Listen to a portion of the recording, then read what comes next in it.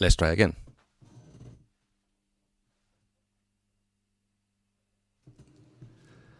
Welcome to the creepiest night of the year.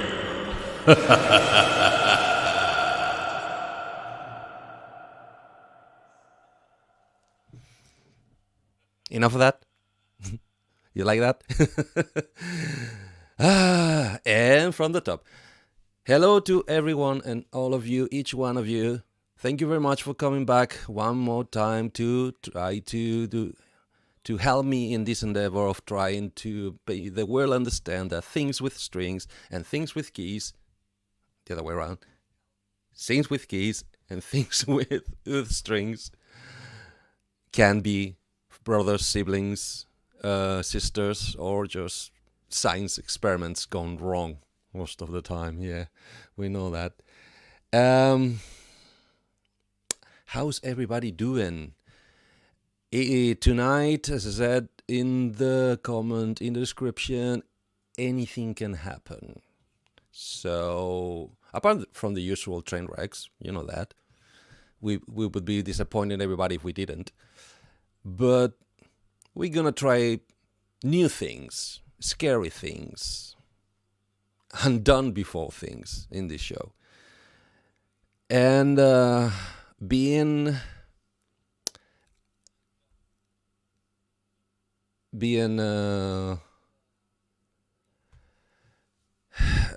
trying to explain why the title, why tonight is a night to face demons, is basically because I'm gonna be facing my demons, or in other words, the devil-horned entity that sent me down this path of keyless or keylful destruction and synthesizers, and try and understand why things that should not happen were happening, and things that should be happening weren't happening.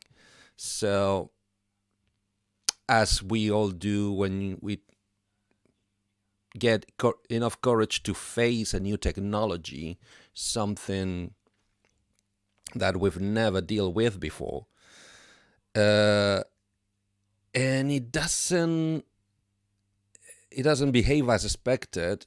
At least first thing I blame myself for, oh, maybe I'm not doing that right,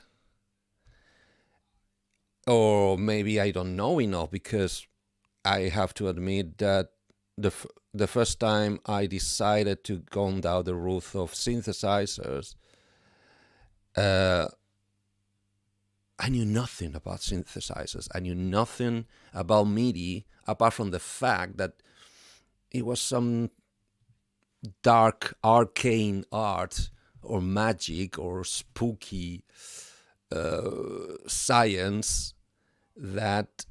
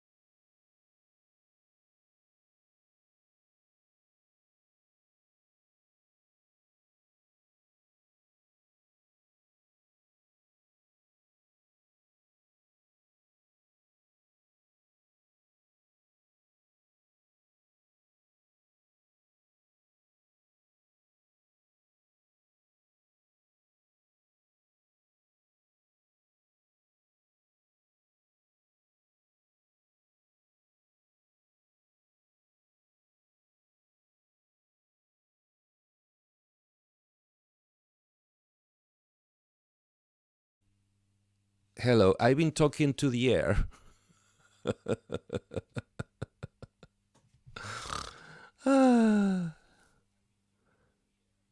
For how long? Oh God.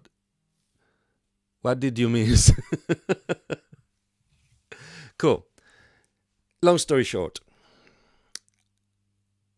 to try to learn about synthesizers and try to learn about MIDI, thanks for the thumbs up.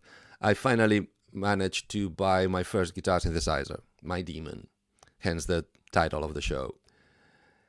Namely, Mr. Roland GR55. Why 55? Many of you would ask. Because at the time was the latest, greatest, newest, baddest, meanest, and prettiest, by the way. And ignorant as I was about the whole Roland ethos of why those beautiful, beautiful Japanese people, although I thought by then they were pretty much ruled by the American division.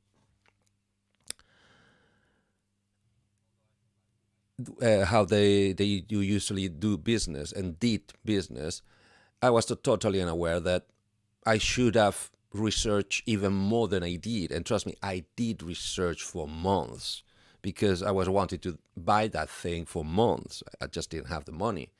And I did all the research that I thought I was capable, and I thought it would be enough, as in watching tons of YouTube demos and reviews and stuff. Innocent of me, that wasn't enough. I should have dig even deeper. Problem is I didn't know where or how, or even if I would have managed to get around to the information, I would have never ever know where to look and what to make out of the information. Why do I call it my demon?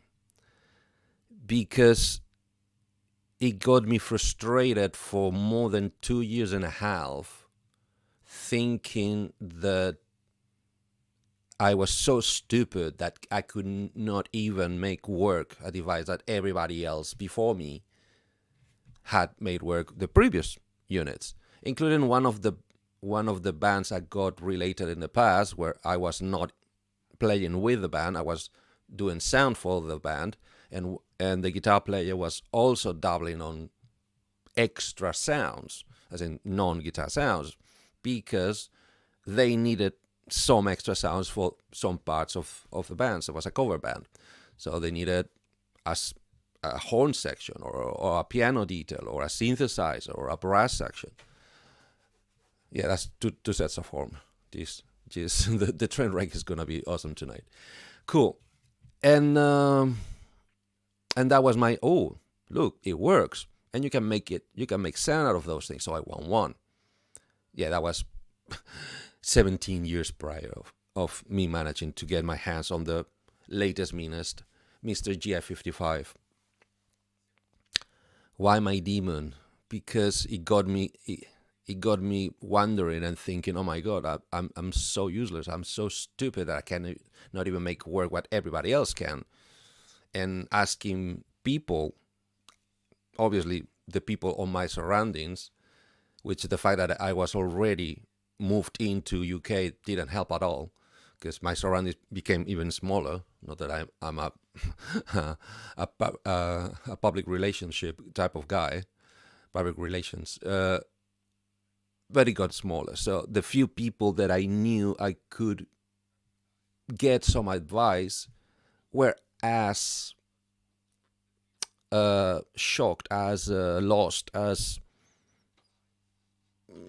mystified by the fact that this thing I put all the money I had into would not do the thing I was asking it to do, when theoretically should be doing it. What is that thing, you would say? Well, funny enough, the manual only mentions briefly on a very succinct line, and trust me, I read the manual a couple of times and I didn't understand, or I didn't put enough attention to that very small print in one of the pages, or I was capable to decipher the MIDI implementation chart, what the heck, what is it talking about, to realize that the information I was looking for was there. What is that information? Well, GR55 apparently does not trigger the internal sound module from the 5-pin DIN MIDI. And it took me, as I said, almost 3 years, as in desperately just search for help. I cry for help in the dark. In Facebook, find the GR55 Facebook group and ask them, oh, what's wrong with this? Why can I even bought a MIDI controller to be sure that I was doing it right, because first I was trying to do it with my audio MIDI interface and the computer, but it would not react.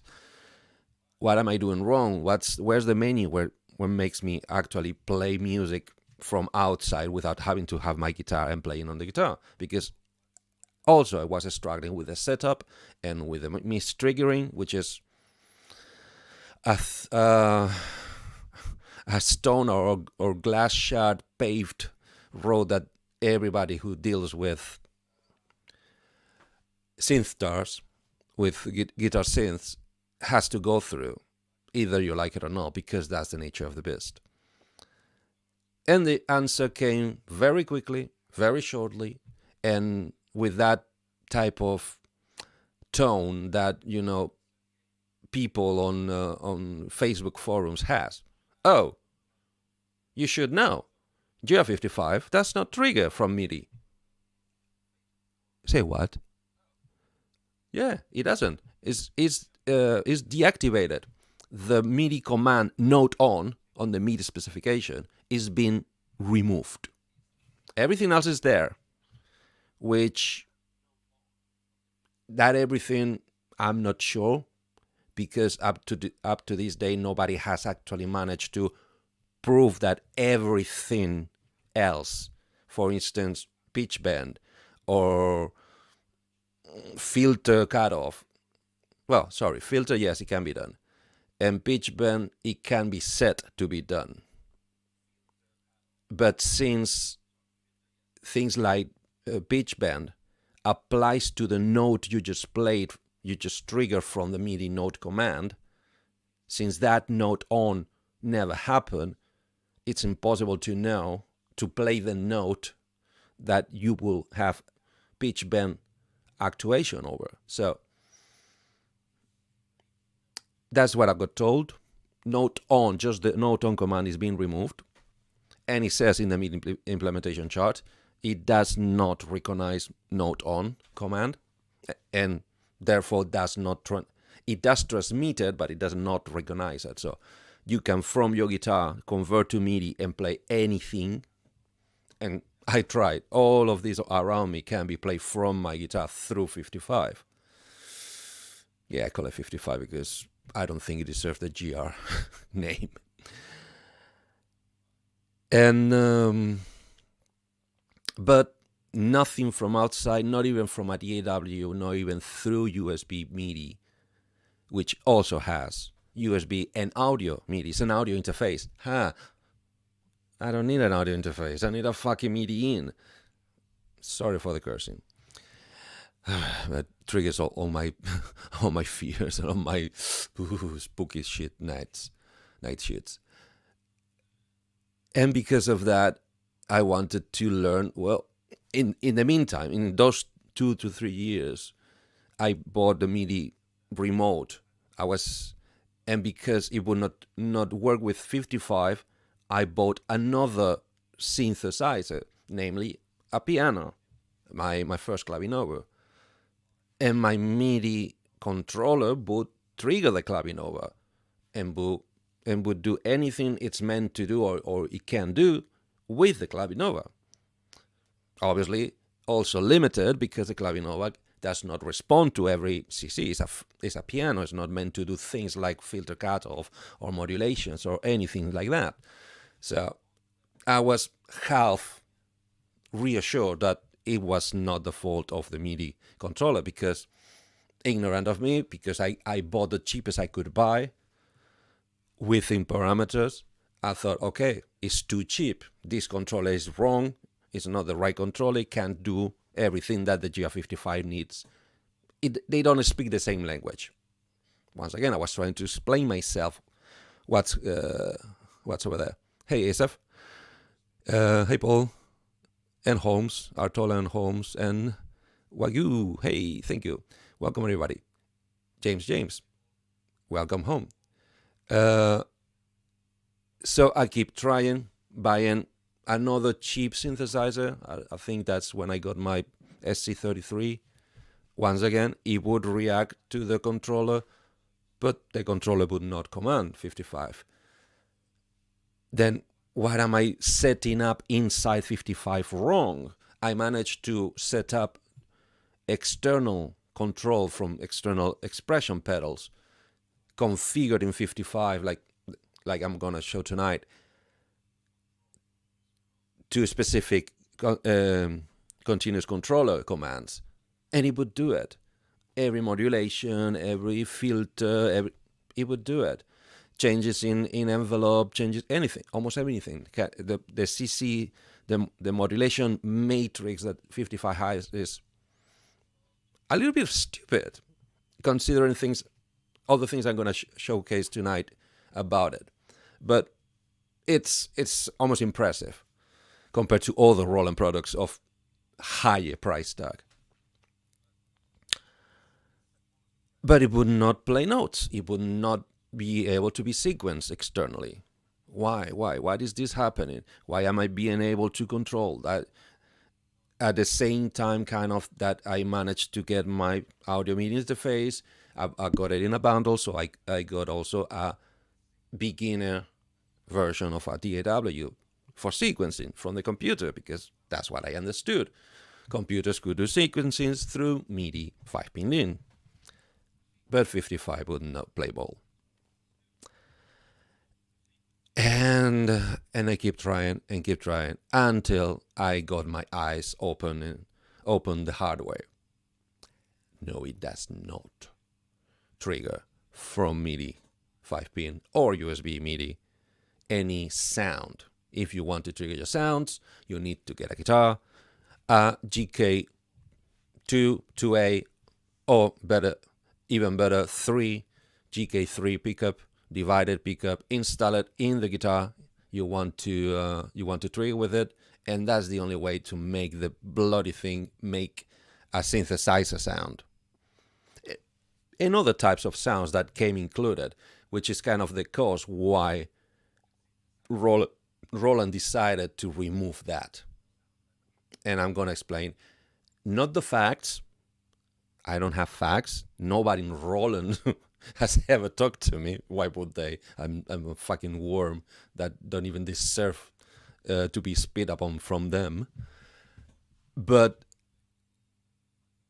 what I understand and read between the lines after chasing Roland and many other items and online and researching and learning and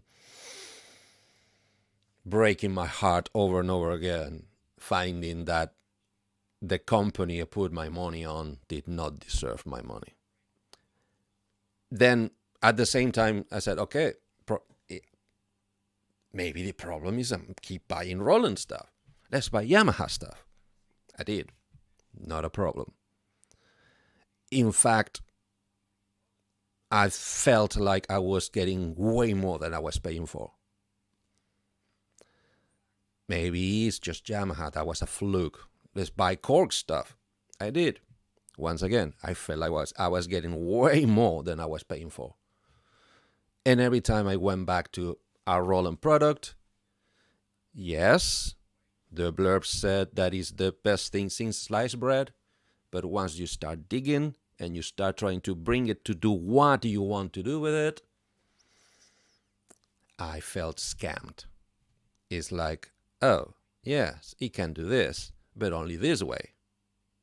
But I needed to do it this other way. No, it's only this way or no way. It's their way or the highway. That's my experience with Roland. If any of you have a different one, please share with the class. But to me, no. Sorry, I have very little praises to give to this brand. Not because they don't deserve them, they do. History is written, books are written telling the excellences of the brand. It's just that I'm too poor for that shit. I think the price tag does not express the product that you're actually getting. They're masters of marketing, what can I say? And because of their history and the heritage, they've been milking that heritage and the history, as in making believe beginners like I was that they are the best thing since sliced bread, because they are the almighty Roland, the one that started it all. Then you dig a little deeper, and you find out no, it wasn't them, although they made it commercially, but they didn't start the whole thing. But if I would have not have any issues with 55, I would have never gone down this route. I would have never gone down this rabbit hole and trying to learn every single detail. What am I missing? What is this thing not playing ball? I need to bend it to do what I needed to do. If it wasn't for that, I wouldn't be here. I wouldn't be having this show. I wouldn't have been accepted so wonderfully and so lovingly into this amazing community, which is the synth community. And I wouldn't be known by many of those wonderful people that are having a chat on their own at the same time. And talking about chats and talking about not being on our own, who is missing here, ladies and gentlemen? The one, the only, the wonderful Mr. Synth. Hello? Who? We have trouble in paradise.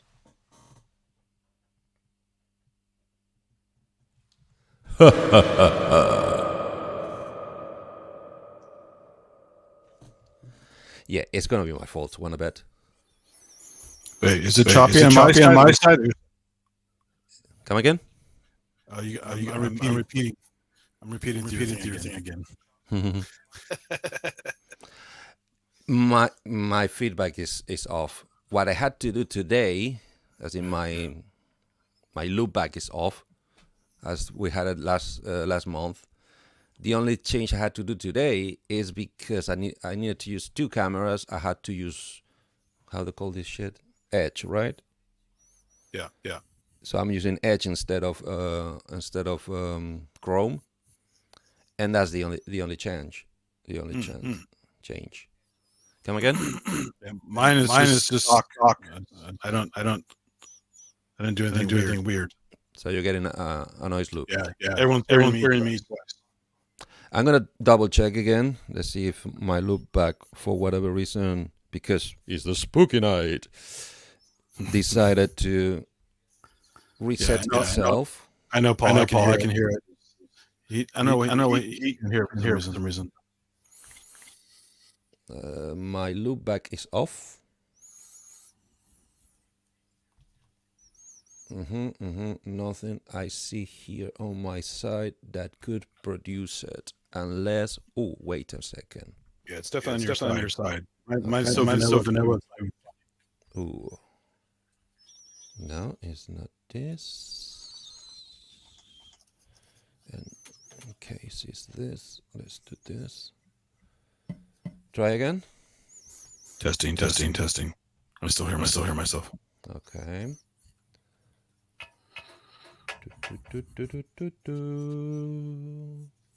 All right. So it's not this. It shouldn't be this. It's definitely not this. I'm gonna shut Messenger off. I'm clueless. Last time it was just a simple switch. You toggled it. It was. But that switch is already off, so that's a problem. Mm. And clueless. I'm really sorry. Hey, guys, are you hearing double of three of us? They keep hearing me twice. Mm-hmm.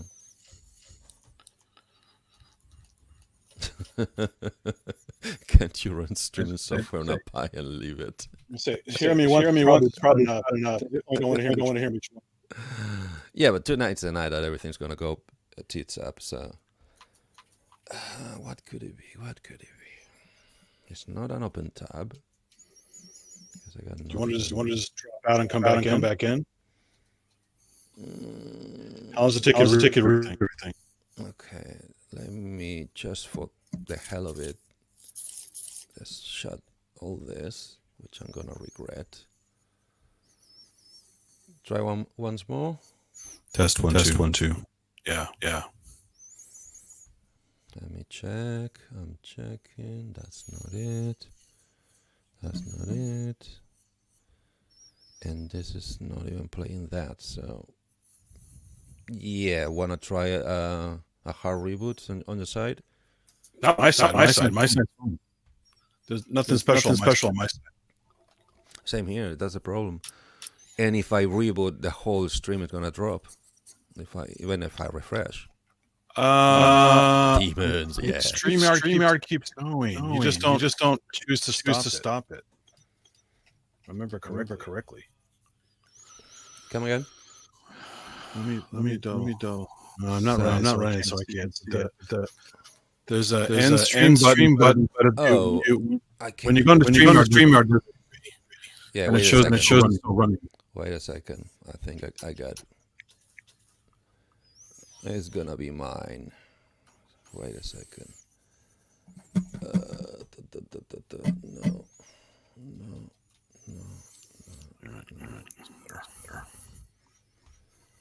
Okay. We might hear this. Are you trying to play something? Okay. Talk a little bit. I'm not repeating now, but I can't hear if you're trying to play something. Okay. So can I drop out and you will hold the stream? I think so. I haven't tried that before. I think I did it by accident once. Mm-hmm. And that's why I remember coming back and it looked like it was still running in the queue, but I'm not 100% sure.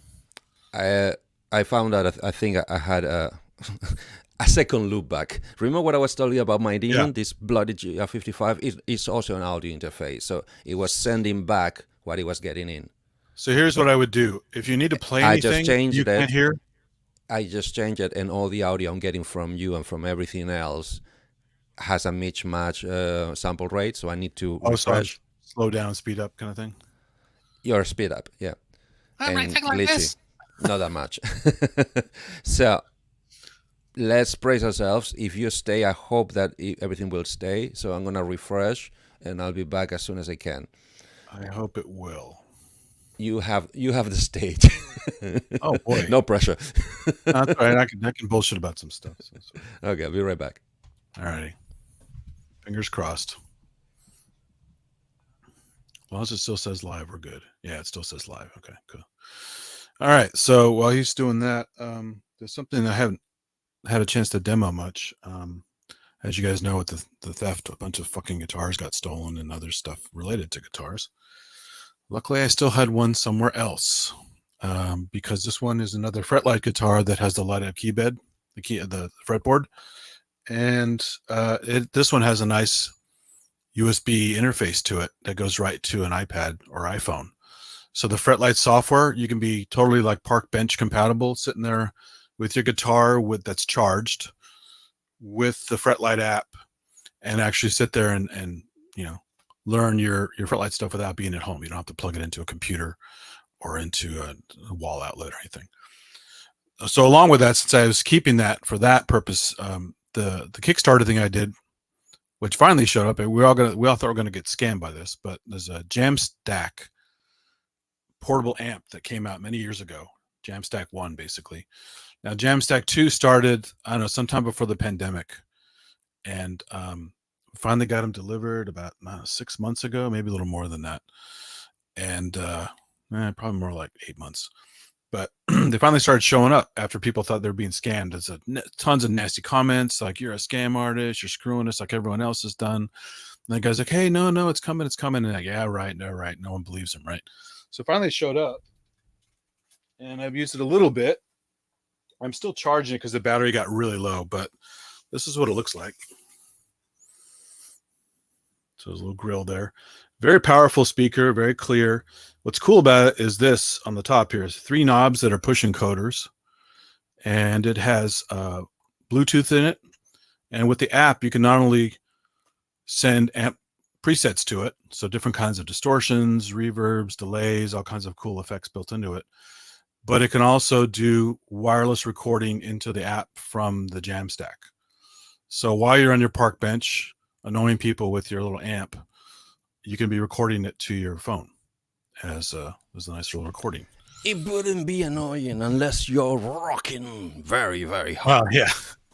So we can talk about this a little bit later, but just wanted to give a quick tour of it. So it has 3 knobs on the top, and if you turn if you turn it on, they light up. So do I have the right button here? Was it the first one? Yeah. Turn it on. Goes through a little check thing. And then we got a stutter there. The colors mean something. I haven't used them much, so there's a little key thing I have to open up once in a while to know what the colors mean. I haven't memorized. But there are, like I said, there's the like distortions and basically cabinet.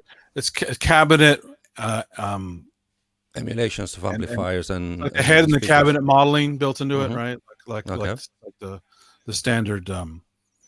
The guitar version of VA, right? virtual analog. Yeah, like one of those things. So you can't see it very well in this. The lighting's bad, but the top one is pink. The bottom one is kind of a green color.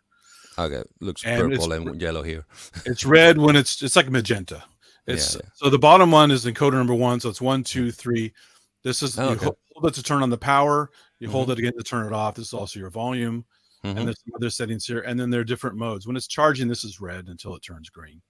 On the back, you can see it's already syncing for Bluetooth because it remembered its setting for Bluetooth. So with the app, is that this jack where you connect the guitar? 1/4 inch in the back, yeah. And then there's on the top there's USB-C connector for for managing the app without wireless, and also charging your phone. So if you want to charge your phone, I don't think it charges iOS, probably because iOS is very picky about the chargers it likes. Okay. But it claims it charges Android at least. So whatever. Yeah, Or maybe Android is any other thing that's USB-C. So there's an output there to charge some kind of USB-C if you wanted to. Because it's fairly hefty. There's a good battery in here and some good drivers. It's quite loud. So I can do a little demo later. And you could just hear it over the mic instead of plugging into the system. But could you plug it into a PA if you wanted to? You could through. There is a jack right here. That's a mini jack right here, which is another output. Kind of a headphones thing? Yeah, like a mini stereo, probably stereo mini jack, I'm thinking. Yeah, that's plenty. So you could either do it through there or you could do it through the phone output, the audio output from the phone that you wirelessly sent from here to the phone, because it's also recording. So it's Jamstack 2. You can have playback. What's that? You can have Bluetooth playback, so you can jam along. Yeah, there's all those features are in there. It's very cool. And because there's a community online and you can make your own patches, you can upload them, share them with people and all that kind of stuff. So recreate famous stacks and all that shit, people like to do. But what's cool about it, like I said, it's hefty. It has this little thingy on the bottom, and then you have to basically install this bracket on the bottom of the guitar. And it has padding so it doesn't screw it up. There's a support bracket on the back, so it's extra strong. And then you're literally just, it's a screw, like a quick connect screw thing. You literally just put it on here and do that, and it's on there. Wow. Makes the guitar much heavier, but with the strap and everything, who gives a shit, right? And so you can go busking with it, It would be way more comfortable just sitting down. Yeah. But the whole idea is you could be in the middle of nowhere busking, right? Yep. Just flat out annoying people, But do you think it's loud enough to three people around you to hear you? Well, I don't have tinnitus and I don't kill my ears in general, and I wear earplugs at concerts. So for me, just about anything is loud still. Although I've lost some high frequencies, I still have sensitive hearing. For some people, maybe it's not enough, but depends how well you take care of yourself. No, but the real problem with those things, and that's not taking away from all the virtues of that little wonder, is that the small speakers tend to not project. They're very loud in the 3 feet around you, but beyond that, they get the sound gets lost very quickly. So the reviews on the website say all kinds of positive stuff. Now again, are those people, are they paid to do it? Are they delusional? Are they lying? Who knows? But there's a lot of really positive feedback about it. I don't think they're lying. If anything, they're like the 55, they're not telling you the bad stuff. If anything, it could be, but at the same time, they had no trouble telling the guy bad stuff when they weren't getting him. So exactly, there are plenty of people who are perfectly honest about thinking they're getting scammed. That's awesome. Is this going to be as crappy as the last one? Because I guess the last one was underpowered. That's why I decided to make this bigger, beefier, heavier one with more features. Okay. So, and I watched a couple. It's very hard to find reviews on them. I was going to make a little, just half-assed, live stream on it once. Just never got around to it. But do it. There are only a couple so far that I've seen, and maybe there's some since I stopped looking. But they said pretty good things about them, and they're guitar nerds. So Yeah, we'll give it a listen. Any chance you can connect the headphones to your mixer? As in to get a line connection instead of just through the microphone? I could. Just asking. Yeah, no, I could. I mean, I have that option here, but I wanted you to hear what it sounded like because I'm going to turn off the echo cancellation, so it's just coming through the mic normally. Sure. Just so you can at least hear it in a room. Maybe that helps. Who knows? Sure. Yeah, we can start that with that, and if I deem it would improve a lot with a stray one, we can try that one. In fact, I already did a short stream with it back when I had my PG380, long lost PG380. Bastards. So there is a video I already did of some screwing around with it, but I had the manual in front of me, I think, and I don't have I'm not all like dialed in with it right now. So if I fiddle with it now, it'll be more like hunting and pecking. Mm-hmm. I don't remember how. It literally took it out of the box. It was the batteries were dead cold. I had to charge it for a couple hours, and it's working now. Cool. But it's how it's a cool thing. How confusing was for you the app, the controlling app? I can show you real quick what it looks like. It's pretty basic. I mean, it has a lot of features, but it's not like, oh my god, what is this crazy app? Good. I mean, I assume it's not gonna be an XFX or a Fractal. Let me get you there. Let me check this. Is this plugged in okay? I don't think I have the light turned on here. I'm gonna have to turn my little light on. Oh, is this camera unplugged? Hold on. You've gone into the dark. Oh, I think I unplugged the camera by mistake. Hold on. I think it has a power supply issue. Power supply. Well, I'll futz around with that, but I can show you real quick. Up to this camera here, what it looks like. So the preset browser. Okay. Right? You have. Yeah, that must have hundreds of device settings. Okay. There's all kinds of like tutorial manual built into it, all that kind of stuff. All right. And then when you go, this is the browse mode. I have saved mode. I haven't saved any because I didn't make any or have any favorites. Okay. But if you go back here and I say I pick one, so each one has a little icon. There's a favorite little ribbon thing, and there's a little download icon, a square with that arrow going into it. Mm-hmm. And if I click one, it looks like this. You read that okay? Yep. Sorry, So, I wasn't.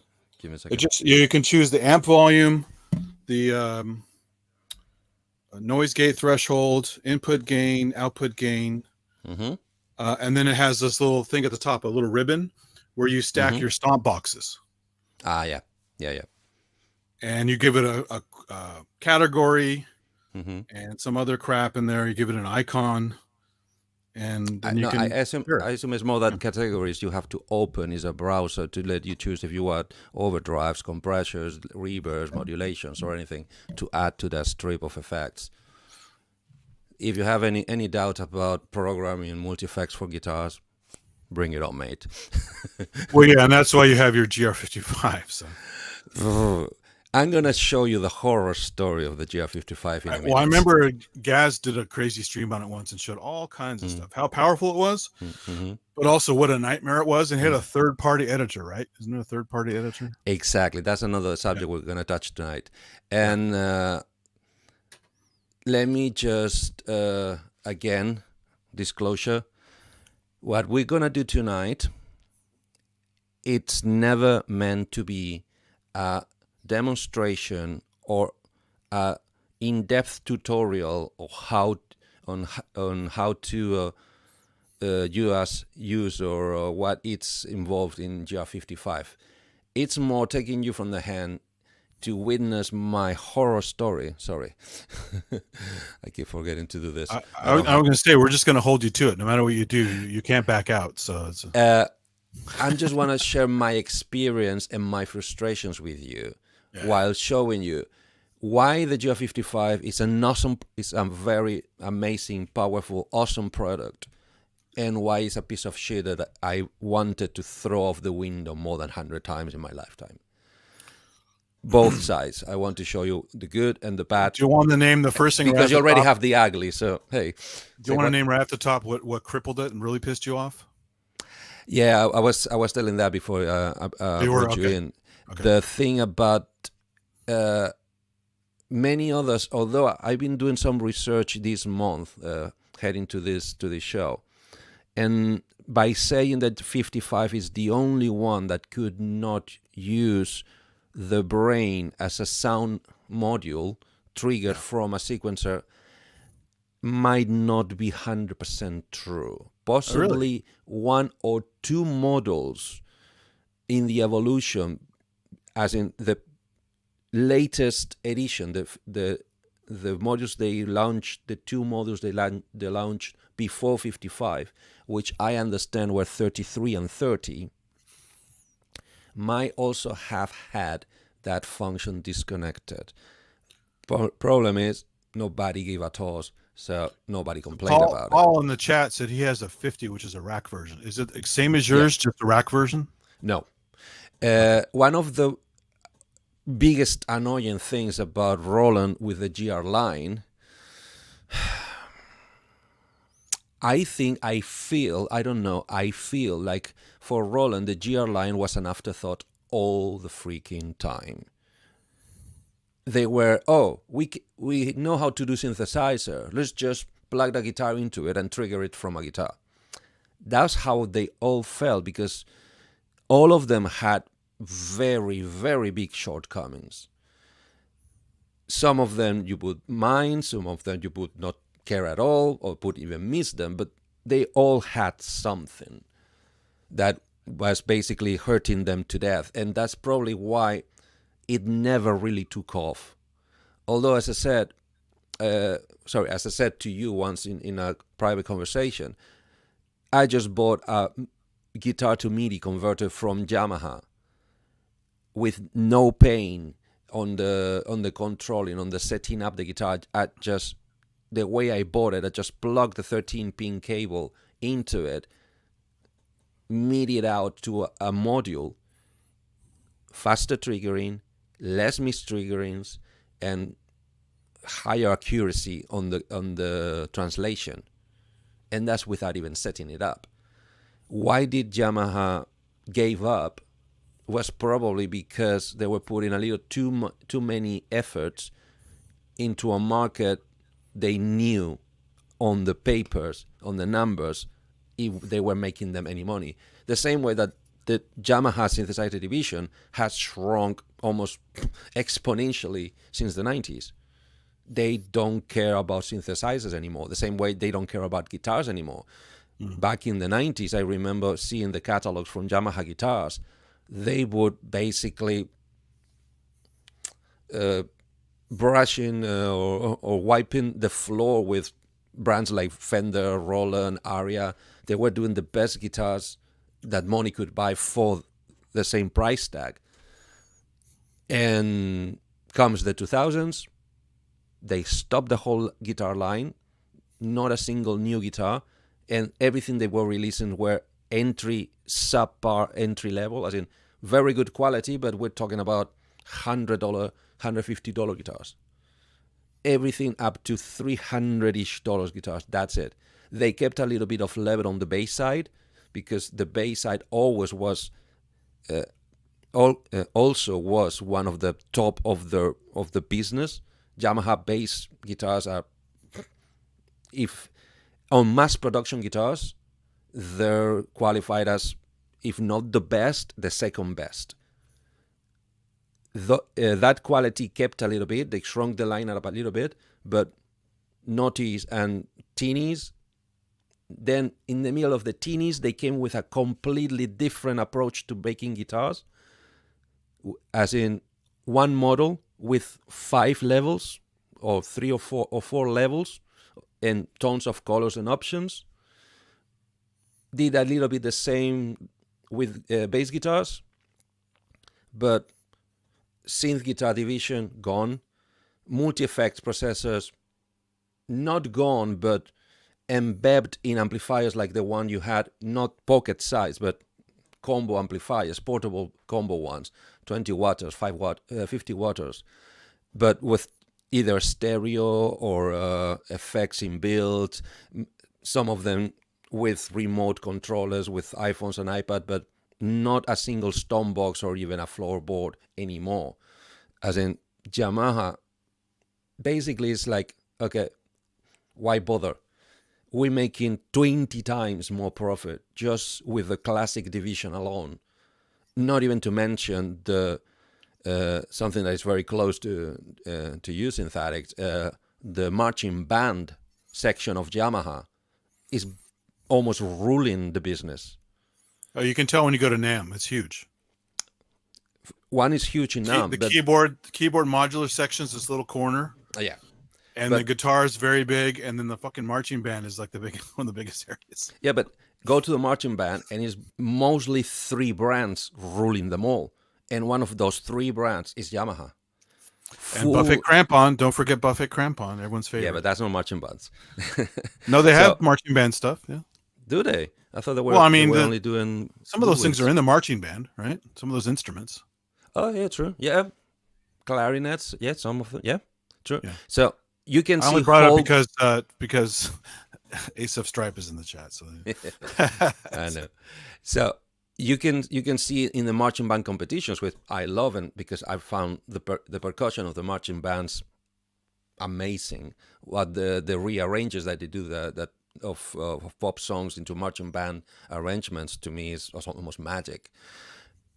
And you can see tons and tons of high schools and colleges, full setup, all Yamaha instruments, all the brass, all the woodwinds, all the cymbals, all the drums, everything Yamaha. The whole school is attached to Yamaha, and that needs to bring a lot of income and revenue to the company. I mean, just like Wagyu said in the chat, I've been to Japan a couple times. The first time was Youth Exchange, and we did a tour of the Yamaha Hamamatsu factory, which is next to the town of Iwata, where we're actually staying. Okay. And I go, oh, Yamaha, great. Well, it was all fucking motorcycles and stuff, which are fine. I don't ride motorcycles. I was hoping to see the music instrument stuff, which is down the road. Yeah. But so I was all excited to see the instrument stuff. But because they make a little bit of everything there, yeah, Yamaha just is crazy. They just yeah. But you see, that's another division that I bet you gives them 10 times more revenue than the synthesizer section of the company. Yeah, because come on, Yamaha motorcycles, Grand Prix, they're always in the pole position of every every cycling competition. Yamaha is there. It's always there. It's like Ferrari in cars. It's always there. So if the keyboard synthesizer section of the company is shrinking on ICE side, think about the guitar synthesizer division of Yamaha. They basically said, yeah, let Roland have it. Well, look, not everyone can be Alan Holdsworth, so that's one. And even the people who could play like Alan Holdsworth, not even half of them would want to go through the painstaking process of chasing and making those machines behave like you want them to behave, which is what this is going to do.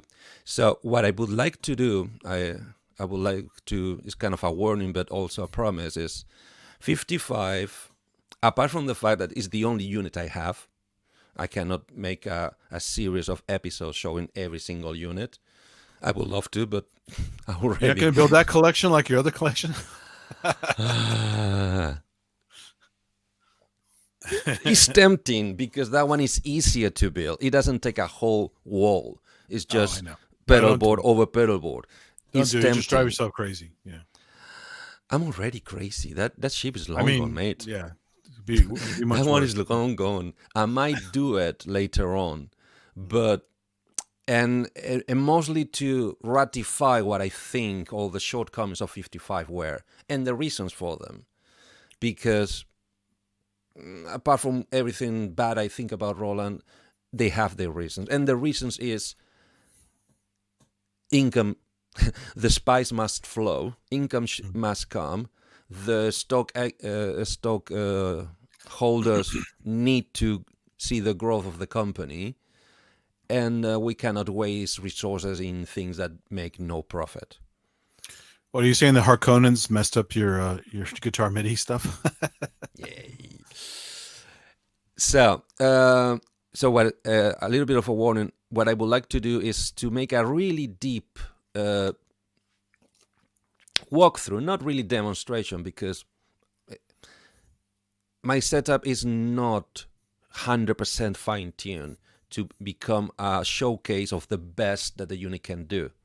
You're not gonna get that, but at least a walkthrough, a excruciating walkthrough, at least 3 shows we're gonna dedicate to pinpoint each of the 3 main blocks of 55. Today we're gonna just summarize and show a little bit here and there, and do a little demo on the on the big picture, but then I want to zoom in and showcase the power of the individual blocks, because the first thing that made 55 different from anything before them is that even when you consider that the minute that the GR line I didn't explain this. What is frustrating about Roland and the naming conventions is that the GR line, because it's an afterthought, makes no bloody sense. None of the names indicate who is first, who was after, why, which era is not even the year. You can deduce the but year. But GR, is it guitar? What's the R in GR? That's the main $1 million question. Same thing as TB-303 was transistor bass. Transistor bass, yeah. This could be guitar robot. Okay. Yeah, because most of them make sense. Transistor bass, transistor rhythm. Yeah, TR. But then you got things like CR. Computer rhythm. Yeah. But SH. Synthesizer. I think Wagyu explained that one once. That was a weird one. Yeah, it's basically the literal spelling of synthesizer in Japanese. I think that was it. Yeah, that was synthesizer. It. That's why they call it SH. Yeah. But then they started running out of letters that made sense, so they started basically stamping anything. And with the outcome of with the coming or the ruling of the American division of the marketing, naming conventions, classifications, family. For instance, it makes sense that the first GR, which I understand is 300, I might be wrong, could be 500. They released 500 first, then 300. In the time where the brain had a name and number, and the guitar indivisibly linked, because you had no option to use any other guitar but that guitar with that pickup, with that connection to that brain. They were one unit, but they decided to give a different number name to the guitar that was connected to that. Oh, it's like that GR707, that weird one that's a custom system. Yeah, but that's the thing. The 707, I think the 707 is the guitar, as in the boot with the strings, and the pickup. But the brain, I think it was the 70. Oh, okay. And the 77 was the bass guitar. Okay. And they all are GRs. One of these days I'm gonna do the real weird. Hard work. And a funny thing. That 707 got a little famous for a while because there was a well-known comedian who part of his act would go on stage and play little musical bits. Okay. And he had all mapped to samples. So he would play crazy samples from his guitar, using that interface. It's kind of funny. Yep. The minute you manage to get the metal string vibrating on the magnetic pickup, creating a voltage that gets converted into MIDI, into digital MIDI, because that's the first inflection point of the GR history. 500, 300, and a couple of other more, which right now I'm not sure about them. There were analog synthesizer brains, and they were triggering the analog synthesizer brain very much on the fashion that ARP did it, as in taking the voltage from the guitar, just amplifying it, and getting that voltage, that AC voltage, to create an envelope, and being the trigger of the BCA, of all the pieces of an actual analog synthesizer. And that's what they were. And I think those, I just changed my mind, those should have not been able to be triggered by MIDI because MIDI wasn't out yet. or it was right when they were deciding if MIDI was to stay or they were gonna ditch it. Well, they could have like a DCB or something, right? Like they have in the Juno 6. Sync, yeah, time 60, sync, yes, 60, and yeah. external trigger, yes. I'm pretty sure that the OGs, the 3-number GRs, got, like every other analog synthesizer of the time, got sync, possibly 5-pin DINs, Roland sync, but definitely CB trigger and possibly envelope generator or clock or something. I'm not sure about that. I need to research even more, and I will. So the 55, just off the top, is it? Would you say it performs well? Does it trigger well? Does it do polyphony well? Was it worth, other than these other issues you're going to talk about? Is it a pretty damn good unit in general? I don't have to say it. We're gonna show it. I know, but just to lead into it. It's amazing. Once you've overcome all the hurdles. Okay. So no matter what you say from now on, it is worth it. It's just it is worth it. Yeah. Just be aware that the only thing it should be doing, and it will never do, is being able to be sequenced externally. No performance from the outside will be triggering the synth side, and that's what I was trying to make my point now. Why I want to do more than one show is because what 55 was different to the previous 33, 30, 21.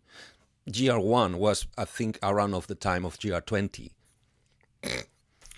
So the MIDI is only for like patch changes and stuff, and patch backup. Everything. As I said, externally you can change everything inside 55, but generate the sound. Yeah. So all the CCs, or at least the most useful CCs, are available. All the modulation is available. All the changing is available, and all the information that 55 should be receiving if it was in every other previous GR or just a brain, it does generate it and get it out. I can trigger. So like the little MIDI joystick that I bought that I use sometimes on my Machina Plus, is little, they call Enjoy. Mm-hmm. It's a little funky little USB thingy. Whatever. Okay. But if that were able to be like through a converter box USB host to 10.5 MIDI, you could joystick control the GR55. You just USB. couldn't make sounds. It will do it through USB. Oh, does it USB? Oh, okay. Yeah. Cool. Okay. But that's the joke. Everything, how do you call it? Those nuances, those performance nuances. You were saying the word, talking about how you play classical instruments. All the performance, all the modulations can be applied to 55, and 55 can generate them out there. But the note on, note off has to come from the guitar. I'm not even sure about the note off. Because all the time I've been just told that only the command note on has been removed. Yeah, he's saying GR50 can do all that, so I guess that's another difference. So, and it makes sense. If you just delete one line of the code of the MIDI implementation, says don't reply to note on, doesn't matter what all the MIDI information you're saying down the string. Yeah. Because that is applicable only to the note you just played. Since you never played a note, okay, cool. You don't see it reacting to things that, for instance, pitch bend, but it would react to cutoff. I can control cutoff from a sequencer. Sure.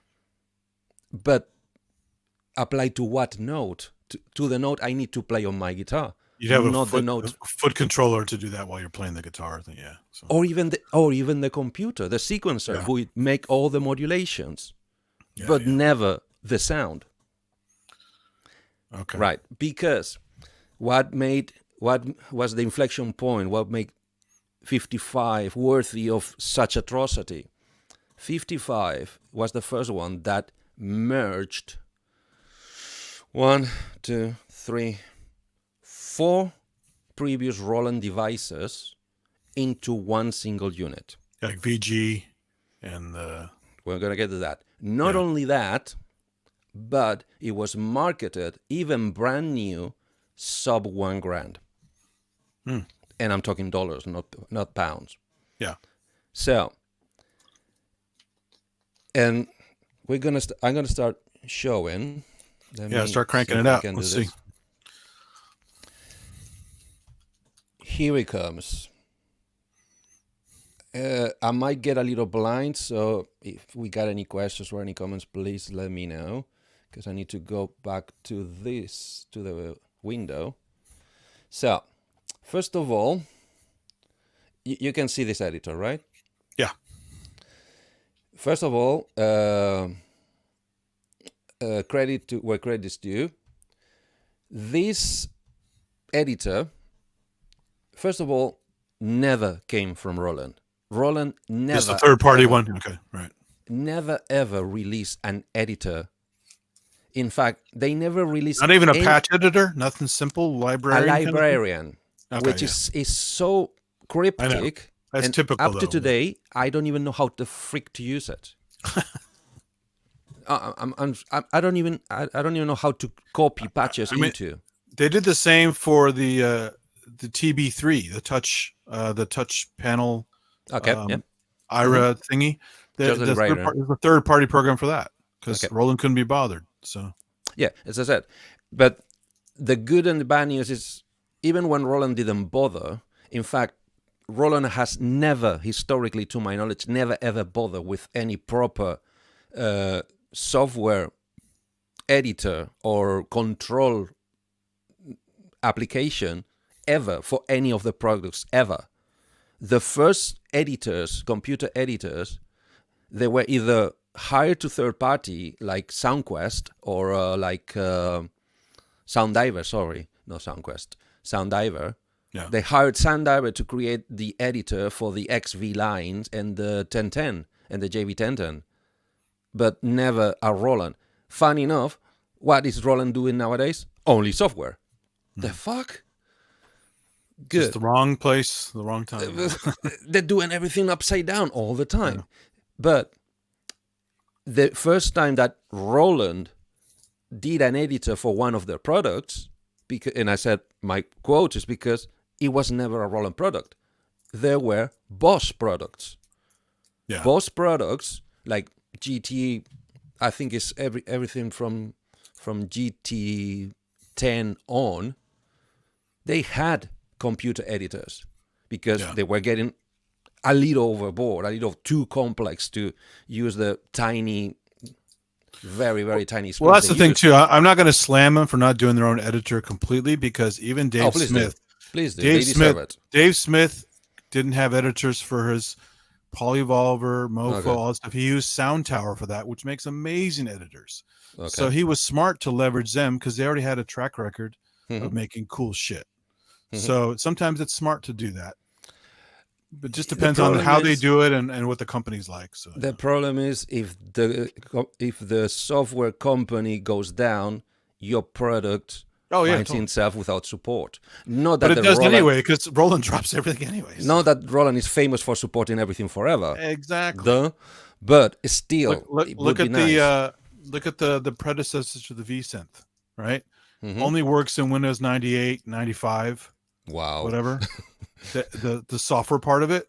Uh-huh. So if you have the standalone unit or you have an emulator or a VM Uh-huh. or something like that, you could probably get around it. But the people who don't know how to do that or didn't have that back when the tech wasn't there yet, Yeah. there was a time period where you had Mess. nothing unless you had an ancient computer.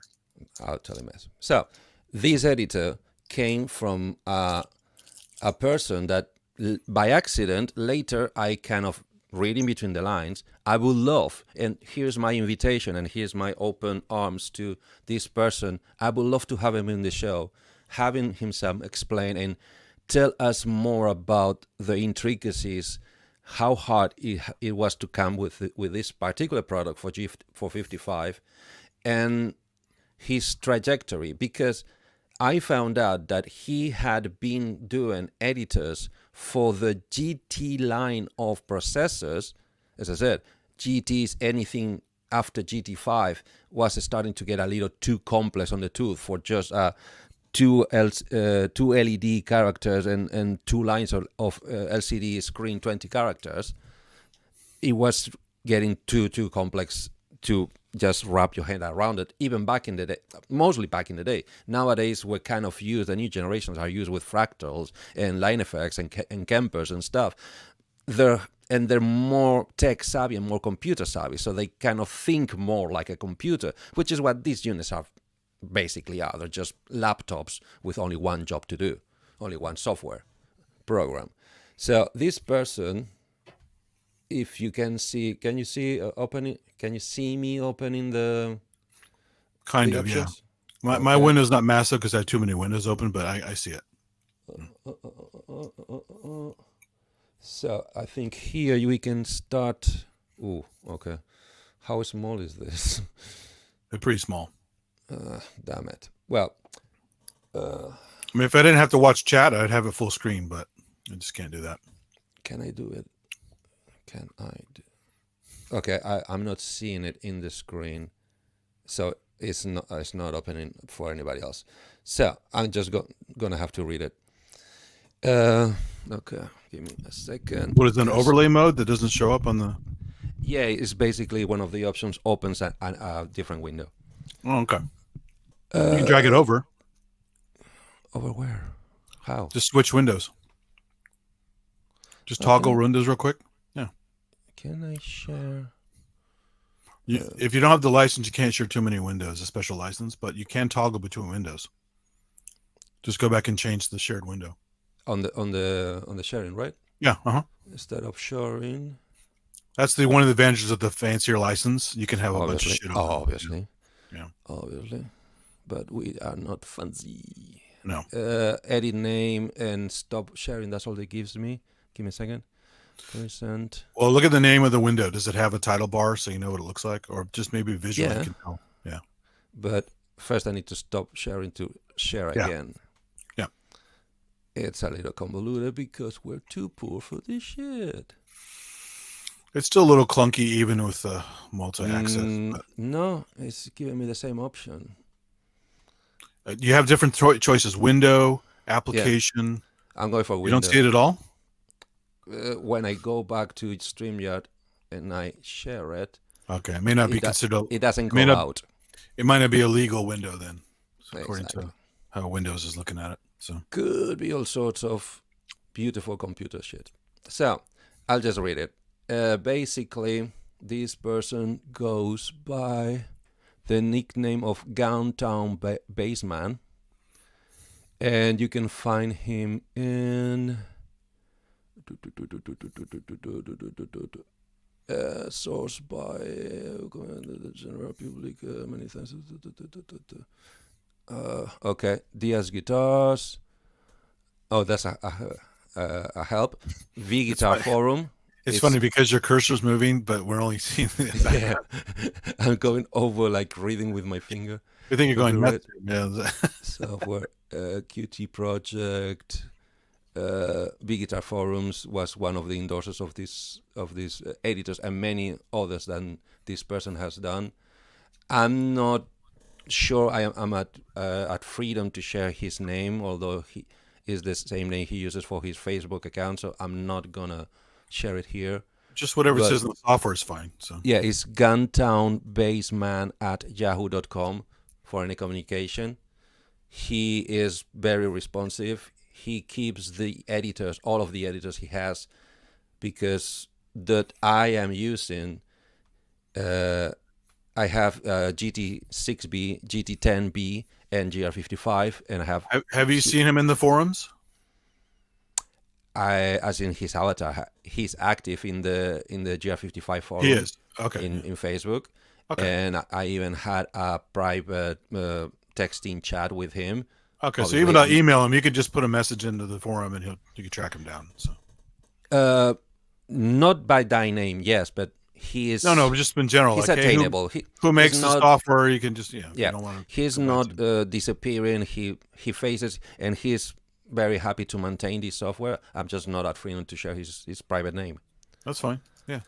So, going back, why 55 is so complex? Why going through the painstaking of of making it, of removing the external input, is because it's 4 devices in one. If you can see, can you see my cursor? I did. There it is. Yeah, I see it now. Good. So I assume that everybody can do. If you can, please let me know, and I'll be more explicit. So here in this, I'm gonna close this for a second, if I remember how to do it. No. Do you have your Windows Zoom thing turned on? I think that broadcast the What do you mean? The Zoom feature. You don't use the Zoom feature in Windows? I don't know. No. Called Magnifier? Not in this app, because it's No, I mean in on your computer itself, because you're sharing a window. If you share your desktop and use Windows Magnifier, you should be able to blow it up some, if you wanted to. not this software. It's a Windows thing. It supersedes whatever you're showing on the thing. If you want to make it bigger, enhanced video. I don't know. If you don't have it set up, don't worry about it. I always have it on mine because cool. Eyes are getting older. I have to blow stuff up once in a while. So getting back to this. So if you can follow my cursor, these 4 silver squares here on the left are basically 3 of the 4 devices that add ramped in the GR55. The first 2 that go by the name PCM, those are basically your PCM synthesizer modules. Technically, it's a dual engine, fully polyphonic, which is very hard to prove because since you only can trigger from the guitar, you can never play more than 6 notes at a time. So we don't know if it's actually fully polyphonic or it's just as 3 octaves, 6 notes polyphony engine. Also, I think I could research the amount of the polyphony limit that the synth side has, because it's only applicable to these 2 blocks, the one on the top and the one right underneath it. The third block, you can read custom modeling. Basically, it's a VG unit, virtual guitar unit, that was designed out of the same technology that the siblings Boss were applying to the GT units to try to replicate the sound of amplifiers, speakers, reverbs in a way, microphones even, as in very complex, very, very similar, or you could call it a precursor of what we call now IR, impulse responses. It's a way simplified, way more compact, way more compressed way to capture an impulse response digitally and then apply that to a audio input source. That's on very, very broad lines what the custom technology it was developed to do. So with that, you could obviously capture a real impulse response, in a way of speaking. It's not an impulse response, but a digital signature of the sound of a specific hardware. Or you could, once they mastered that capturing technology, they said, oh, now that we know how the real things translate into zeros and ones, into digital, into software, we can, a little bit like in the Matrix, we can master the code and from the code generate things that don't really exist in reality. And that second spin to the same technology is what generated the virtual guitar units, VG. For reasons of triggering and for reasons of, as Roland always do, to make use of the hardware they had in stores, they decided that the most efficient or most effective way to apply that technology was to a divided hexaphonic pickup. The same pickup that the sibling brand Roland was applying to the GR line, because that would make the computing way faster and way simpler, because they didn't have to have lightning fast CPU. They only need to have roughly or decently fast 6 individual CPUs. So they were creating multi-core systems before multi-core CPUs were a reality, as in commercial reality. Am I wrong? Because I'm talking 90s, fairly mid to late 90s and noughties, basically. So I had to step away. Are they showing all the cores right there? Can you see the cores? No. I mean, the way I understand it, and the reason why they decided to apply the virtual guitar technology to divided pickups is so they could use slower CPUs, because they only had to. It was cheaper to put 6 slow CPUs, one per string, than trying to create one CPU that can crunch the numbers for all the 6 strings at one time. Sure. And or extract the information of each string from a single stream of audio. That was another complexity that they were facing at the time. So that's why the VG line was born also out of the hexaphonic pickup. I'm not sure if it came at the same time as the GK2A pickup, or they waited until the GK3 pickup was on the market, which, to my knowledge, which is very short, so don't quote me on this, the main difference between GK2 and GK3, apart from cosmetic and mounting system, was basically, I'm going to show you because it's so silly. If you don't see it, you don't understand it. Let me get back to this, and let me get back, get back to this, and get back to me, and let me get the guitar.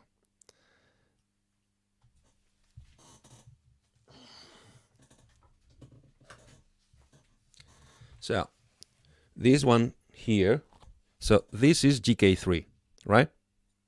I'm gonna put a hole over my roof.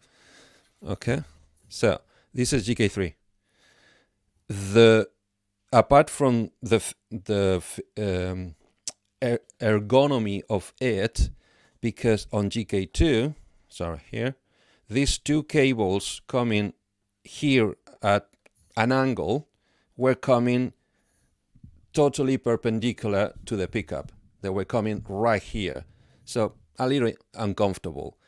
Then this switch here, that here is horizontal, had this motion in the GK2.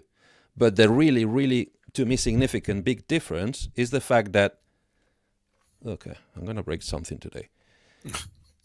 This cable, which is standard guitar, quarter-inch, many of you know, or synthesizer quarter-inch, no difference, needed for GK2 an 1/8-inch conversion cable, meaning if by any means you broke or lose this patching cable in GK2, you could not send your standard guitar down to the unit, because finding a replacement for that, you basically had to build it. Yeah, because shop would not stock up, 7 or 9 inches long, quarter-inch to 1/8-inch. Even now it sounds cornish. So that's one of the hardware differences they did with GK3. They included a patch lead cable, things that every shop, even Guitar Center, has on spades for connecting pedals. Just any patch lead that connects your guitar to GK3, and you're running. And they said they improved the tracking, the cross-talking of the 6 individual pickups. GK3 is very bad on cross-talking, so I don't know how true is that. Okay, so let's go back to this. When you say bad, just is it unusable at times, or just a little bit annoying? I can show you how bad it is when we get to the to the unit itself. No, I'm just trying to throw that out there, just since you brought that up. Basically, Like, did professionals stop using them after a while? No. Basically, they're shooting their own foot with the crosstalk, because fixing it requires making a pickup that is at least twice the price, twice the cost. But their solution was, okay, we're going to let a sub-quality, substandard pickup in the system because we have enough computing cycles to compensate for it. So we can just tweak the software and it won't be a problem. Yeah, the problem is that it's only true in the laboratory. When you put it on a stage with several thousand watts of sound, it's not that easy. It's not that straightforward. And Although there are analogs, when Hubble Space Telescope had defective mirror alignment or mirror shaping, before they blasted into space, they had that optics package to it and software. But before they could get the optics package up there, for many years they used some special software that compensated for the difference. Yeah. And it can be done. It's just annoying. yeah, it's a little bit like that it's not a meme, that catchphrase. I said, oh, don't worry about recording properly your music, we'll fix it in post-production. Mix. Yeah. We'll fix it in the mix. That's what Roland was applying, because the cost of making the pickup not have such a huge crosstalk mean the pickup would have to be twice the price. And since the system, ever since, once again, I'm not totally sure precise to the day, if the install the pickup on your own guitar, as in the 13-pin cable, round 13-pin cable technology came at the same time as they made the brains digital so they would take MIDI. I believe it happened like that, because to my knowledge, the last system that was inbuilt pickup, as in you had to buy the guitar, was the one we were commenting, the sevens, 77, 707, and 78, I believe, right? You had to buy either the bass guitar or the guitar in order to be able to connect to the synthesizer. Yeah. That was such a huge flop. I understand that's when they decided, okay, sort it. They're just going to struck the pickup. There's barrier to entry. Yeah, it's just. And sell the pickup. You can put it in whatever guitar you like and you have already. Actually, quick question for you. Yeah, sure. So the other guitar that was stolen, the iGuitar, that had a really nice pickup in it. Do you know what was in that off the top of your head? It's probably a Graphtec Ghost system. It's a piezo pickup under the metallic saddles. Okay. It's because it's kind of a two-nomatic, as in Gibson Les Paul-ish type of bridge. I remember, if I'm not confused, they have 6 individual saddles. Each string has its own piece of metal. Underneath that piece of metal, there's a quartz piezoelectric crystal that goes underneath the bridge through 6 separate wires to the box of connection, and that gets converted. And that's why you have the buttons and the switches for the MIDI side of the, sorry, not for the MIDI, for the synthesizer controller. Yeah. In the cavity with the rest of the guitar electronics. You can buy it. Not the Casio one, the iGuitar. The same thing. As I said, I remember. Oh, is that okay? It has that in there too. I might be confused with the one you had, but the one I remember from Brian Moore, the iGuitar had what is called a two-nomatic bridge. Okay. Which originally was designed by Gibson for the Gibson Les Paul. I see. Okay, yeah, because it tracked. I playing stinks, but it tracked very, very well. Yep. As badly as I played it, it would send all that shit down the MIDI. So, it was great. And in fact, it's funny because the piezo version of the hexaphonic pickup, first of all, is not made by Roland. It's made by Graphtec. It's another brand. It gets offered to underneath metal saddles or bone saddles for acoustic acoustic guitars. Hence, you can use a GR Brain with a steel string acoustic or solid body metal acoustic sounding one with a piezo bridge, or even with nylon strings. So more people didn't use that design because it's just too expensive. So only Brian No, Moore there's and tons of uses of those, because although it's more finicky to fine tune, once you fine tune it, it never fails. Yeah. It's superior, and that's why many people go down that route. It's superior in the fact that because the crosstalk in between the saddles is close to none, missed triggers and confusing.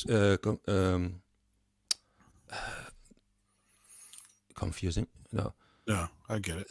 It's interfering. The brain doesn't spend that much cycles deciding what is noise and what is music, which is the big drawback of the Roland designs up to this day, including the new models, which are... It's sampling around the noise. It's just grabbing the stuff. The problem is vibration is vibration, and vibration on a guitar can come from 100 different places. The brain takes all the vibration and needs to, following the code inside the brain, decide, oh, this vibration is a note, or this vibration is your hand rubbing on the bridge. I guess the other problem too is not just the iGuitar was expensive, but also if you don't like the feel of the guitar, no one's going to play it. So it's a personal thing. Yeah. Hence why most of the ones before and the sevens, the generation, the ones with the weird black bar on the top, proportionally to Roland intentions, they flopped. Yeah, because that was a support piece, right? Because the neck was so thin, or what was that? No, aesthetic. Just a look, okay. Just aesthetic. Just to make them look futuristic. Yeah. Space age. Yeah, exactly. Because it was the 80s. It was mid to late 80s. DX7 was out, D50 was out, everything was digital and sonic, samplers, space age, laser beams, Star Wars. Yeah. They had to make a statement. Since they were trying to hang on to the concept of selling the guitar with the pickup inbuilt. They should make a guitar that looks like this. Yeah, exactly. Exactly. So, going back to the parts in 55. And let me get back to my window so you can see the cursor. So, recap. These 4 big silver squares here on the left, where my cursor is hovering. One is your first PCM synth engine. 2, your second PCM synth engine. And 3 is the custom unit that is, in fact, they went down the route of doing what the VG guitars can do, which I'm going to show in a minute, which is replicating sounds that a non-real guitar would produce, or morphing the sound of your guitar into the sound of a different guitar. The biggest example, you own a Fender Stratocaster. By clicking 3 switches on a VG guitar, suddenly you have a Gibson Les Paul. Out of the speakers, obviously, not on your hands. And how close did that ever get? I'm going to show you. Okay. We're going to do the show, and we're going to show everybody, and you're going to hear it. As close as Roland ever got to any real instrument ever. Not really. Yeah. Yes, I mean, it was justified when it was released, because from having to cart around 5 different guitars with its backups, 10 guitars on the road, 1 guitar, 1 pickup, 1 unit, all the guitar variations you could expect and want, and without the drawbacks of having actually to change the piece of wood you're handling. That's a lot of thought and marketing behind the whole concept. That's why it kind of took synced in. It was kind of a success. To the point that they keep dragging the technology through different units, both Boss and Roland, all the way up to GR55, when they decided that they didn't want to release another VG unit because on their own they weren't selling enough. They said, okay, let's then shove the technology and make 2 little mountains of grains of sand, the mountain for the guitar synthesizer nutcases and the mountain for the I don't want to cart 10 guitars to the road nutcases, and make a big pile out of the 2. So before you start doing the audio demo, so the like out of the 4 vertical guys there, the top one could be a PCM, the second one could be a synth, and then both PCMs. They're both PCM, okay. And then the third one is basically your VG functionality or your amp cabinet modeling, basically. No, and the GR analog emulation, which comes from the Boss GT units. Okay, right. I'm going to show you in a minute. And the final 4 block is actually a shrunk down version of a Boss GT unit, a multi-effect processor specialized on guitar. Okay. Guitar or bass, because although they were allowing bass players to use the previous units, they were never as keen as with 55 on saying, oh, now bass players have their own synthesizer. Yeah. No, it's not, because although it's not a different hardware, it is a different software. And it gets really convoluted. I wanted to show that today. Just for clarity, because I haven't seen one for a while, GR55 has the expression pedal built in. That's the next step. So, very quickly, because we're going to be back. PCM, VG cost modeling, analog synth modeling, kind of. The signal from your standard guitar pickups. And then all of these little squares with wheels around is a very convoluted, very complex post-processing effect, almost grid, because it gets really bonkers. So let me see if I can get back. This is gonna take a minute because, oh yeah. That's not gonna be fun. I was doing something, and because of the reboot, I lost it. So, doing it live in front of everybody, and get me images. Get me, because I'm gonna explain how the perfect picture. Have you made all those presets on the left, or those came with it? Those came with it, that's another rarity, as in stupid rarity of 55. The memory allocation. So let me see how the heck can I share this. So I'm gonna remove. Okay, no, it doesn't let me. I'm gonna remove this first, and doing everything on a touchpad. So remove this and stop sharing. Let me share these to do. You should make a drinking game. Are you kidding? I wouldn't make it through the show. Exactly. Okay. So can you see this picture? Not yet. Okay. And now I'm gonna do it big so everybody can see it. So can you see this? Yeah. Big enough. Good. Explanation time. So first of all, GR55 was released in 2011. By the time I bought mine in 2015.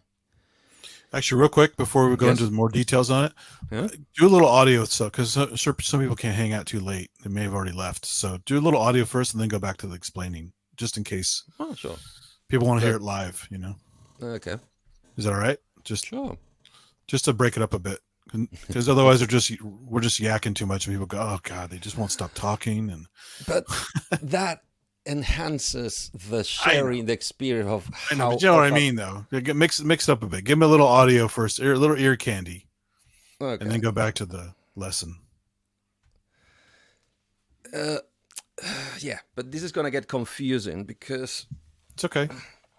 it's Just so they can not hear, really- because you said it sounds fine, but you still complain about it. So let's hear what it sounds like in what's supposed to be pretty good performance, and then we can nitpick on it. Oh, okay. Because let me. Sorry, I need to. I can stop jacking. That's my. Oh, Uh-oh. wait. No, that's the wrong one. Is this one. So you get a little know-how. So that's the unit. Okay? Mm-hmm. That's Mark 1, blue. As I said, released in 2011. By 2014 or 2015, the complaints of the users were so big that they decided to update the firmware.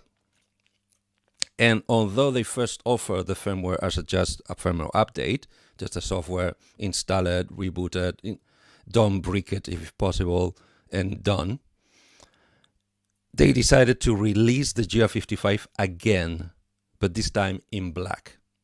It's the same chassis, same controls, same, by the time, huge screen, probably the biggest screen any floor unit of both Roland and Boss ever had. And even so, when I start showing the editing process, it becomes very small, as in not big enough. But the black unit is exactly the same, just with a new firmware. Nothing else, same connectivity, same controls. So for instance, and another detail, if you look at the screen and you start turning your head to the left edge, you can see a little flap with a white thumb drive. Yep. That is the fourth device they put in the unit. It's a WAV file player. Okay. It doesn't record, it doesn't import, it doesn't sample, it doesn't do anything Yeah, but just backing playing. tracks. Yeah, So you can play a backing track and play on top. that's cool. How fancy.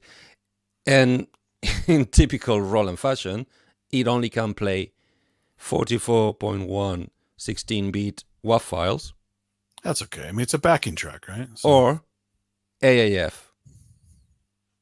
files, either Windows or or Apple. But no MP3, no compressed files, nothing. that's And good. Yeah, you those sound like ca- crap anyway. So you can even create folders for your tracks. If you create a folder, the system goes bonkers and it breaks. oh, Yeah. Roland So you- software, huh? so you have to number them or something. So it Yeah. You have to edit the names so they stay in the list in the order you want. So that's the patch is connected right now. You can see, talking about the weird memory disposition. So any other synthesizer would give you banks of 64 patches, 4 banks, 2 times 128 or 6 or 8 or even number of 64 multiples or divisions due to the MIDI standard and the 8-bit system. In this unit, they took all that and they threw it all away. Basically, you can see a very bright red LED on top of the number 2. yeah. Okay, that one is blurry but says lead. All right? By the side now is off, it says rhythm. And first of all, they call them sound styles. And the other one says other. So anything that is not lead or rhythm. Those are 3 banks In the guitar mode, because that's the other the other effed up thing in this unit. In the guitar mode, I think there are 99 times 3 patches each. All right. So MIDI convention and 8-bit technology of the window, but they're non-editable. They're ROM. You can modify them real time, some of them, but they're there and they're going to stay there. 3 LED, 3 buttons in the unit, just doomed to only do one job that you should not be using often. Because trust me, the factory patches suck very badly. Then, Not any good ones at all, really? Good ones. First of all, define good ones on a unit that if you don't play music, as you're an actual musician that knows scales, chords, rhythms, patterns, that is proficient on stage, will not make a sound, then define what is a good patch. Okay? I see. Then, sounds like a trick question. Yeah, it's a very... Everything is tricky in 55. Everything. Yeah. For instance, the 4th button on the right of other is called user. That's the user memory. And you would say, okay, another 99 patches. And another 99 banks of 3 patches. Right. You would say so, right? Yeah. Guess again. It has the same capacity combined of lead, rhythm, and other. So it's 3 times 99 banks of 3 patches in one single button. So go ahead, play some real quick, because I'm sure we're going to lose some people. We already lost everybody. You know what I mean. So yeah. This is using, once again, it's not that simple. It's not just playing, because I'm going to play a lot of sounds and you're not going to be able to for example, pick a few that you like and pick a few that are shit, and so we can hear the difference. This, for instance.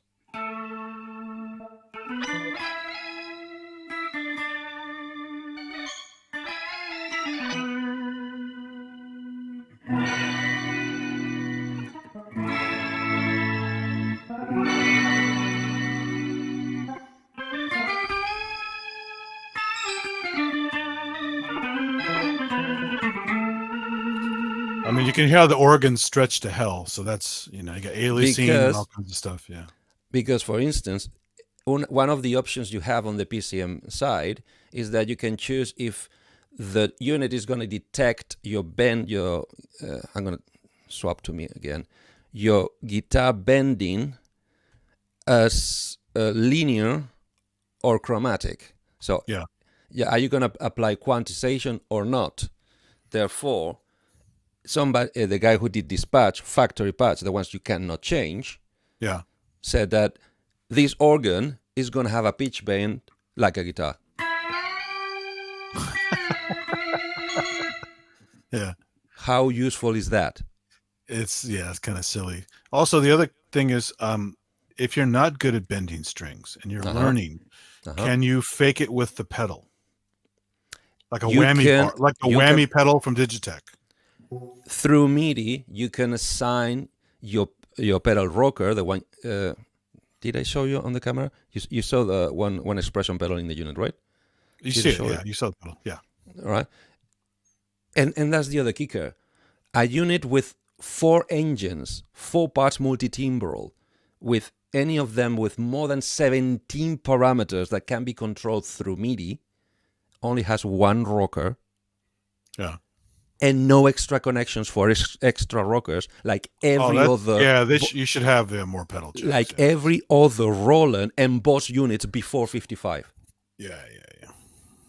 So they assumed that if you want to use the full real-time modulation of the unit, you will connect a MIDI foot pedal controller. Yeah. So Oscar said learn it. And I'm not against learning it. I'm just saying for those who you want to see what the capabilities are of the box. Did they think of people who are lazy or beginners who can't do that yet? No. Can you do that with the pedal, or you still have to get all the fundamentals down? You can, but first you need to understand the structure, Yeah. find the setting, assign it to the rocker, and then control it with your foot. Okay. It's Well, for easy some to people, learn that's to bend.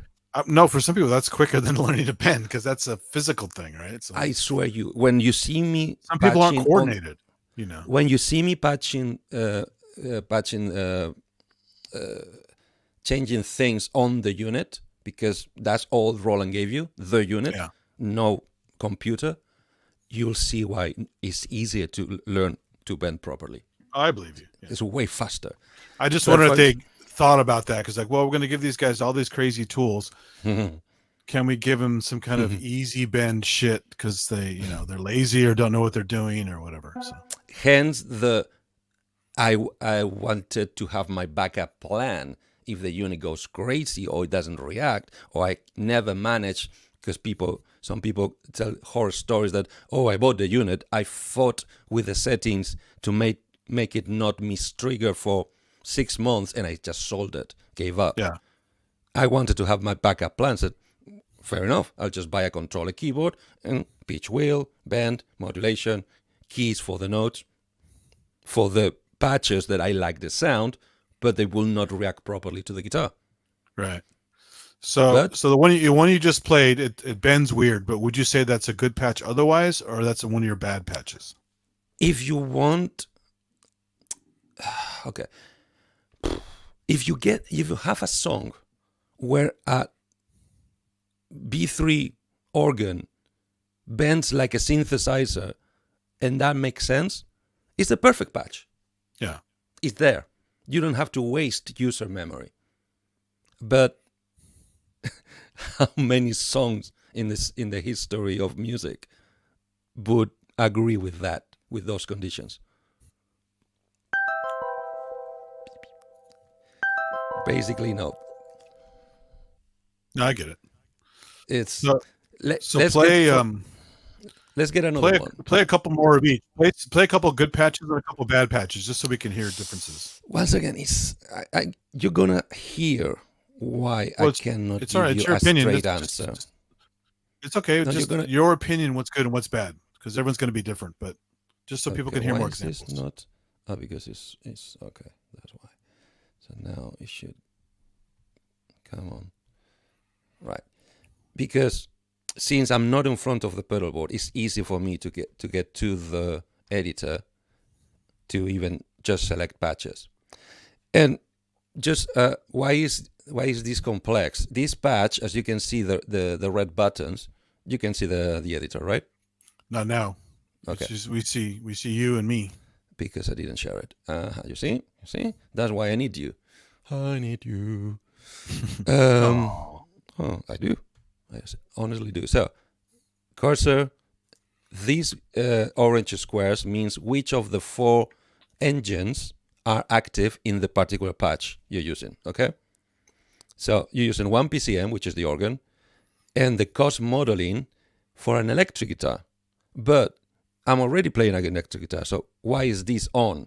Because what it's doing is making my wannabe standard humbucker pickup guitar sound like a Les Paul with P90 pickups. Okay. That's the job of it. And if I Now, if you disconnect, turn off the organ and to play that again, how so that's what would that without the sound like? organ.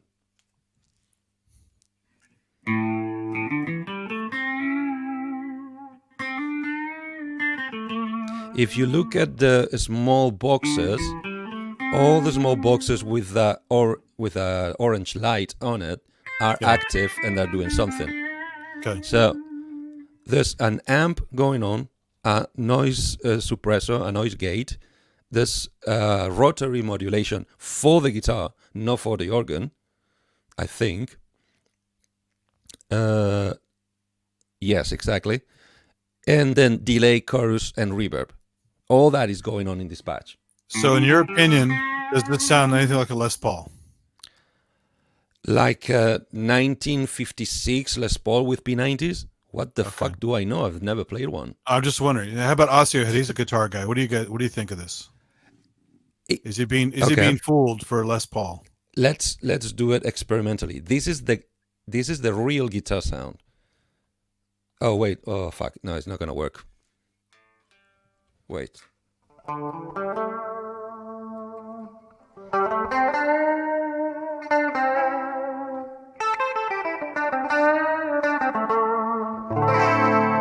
So that's my guitar sound. Okay.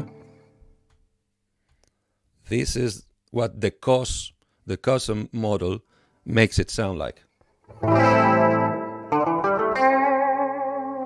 No. Wait. It sounds like you're mixing the two now. It's different. Wait, no, my bad. This is the custom. There you go. But obviously, this modulation is a freaking rotary. Yeah. And there's chorus, and there's reverb, and there's delay, and the amp and the nose suppression, that should make no difference in the tone.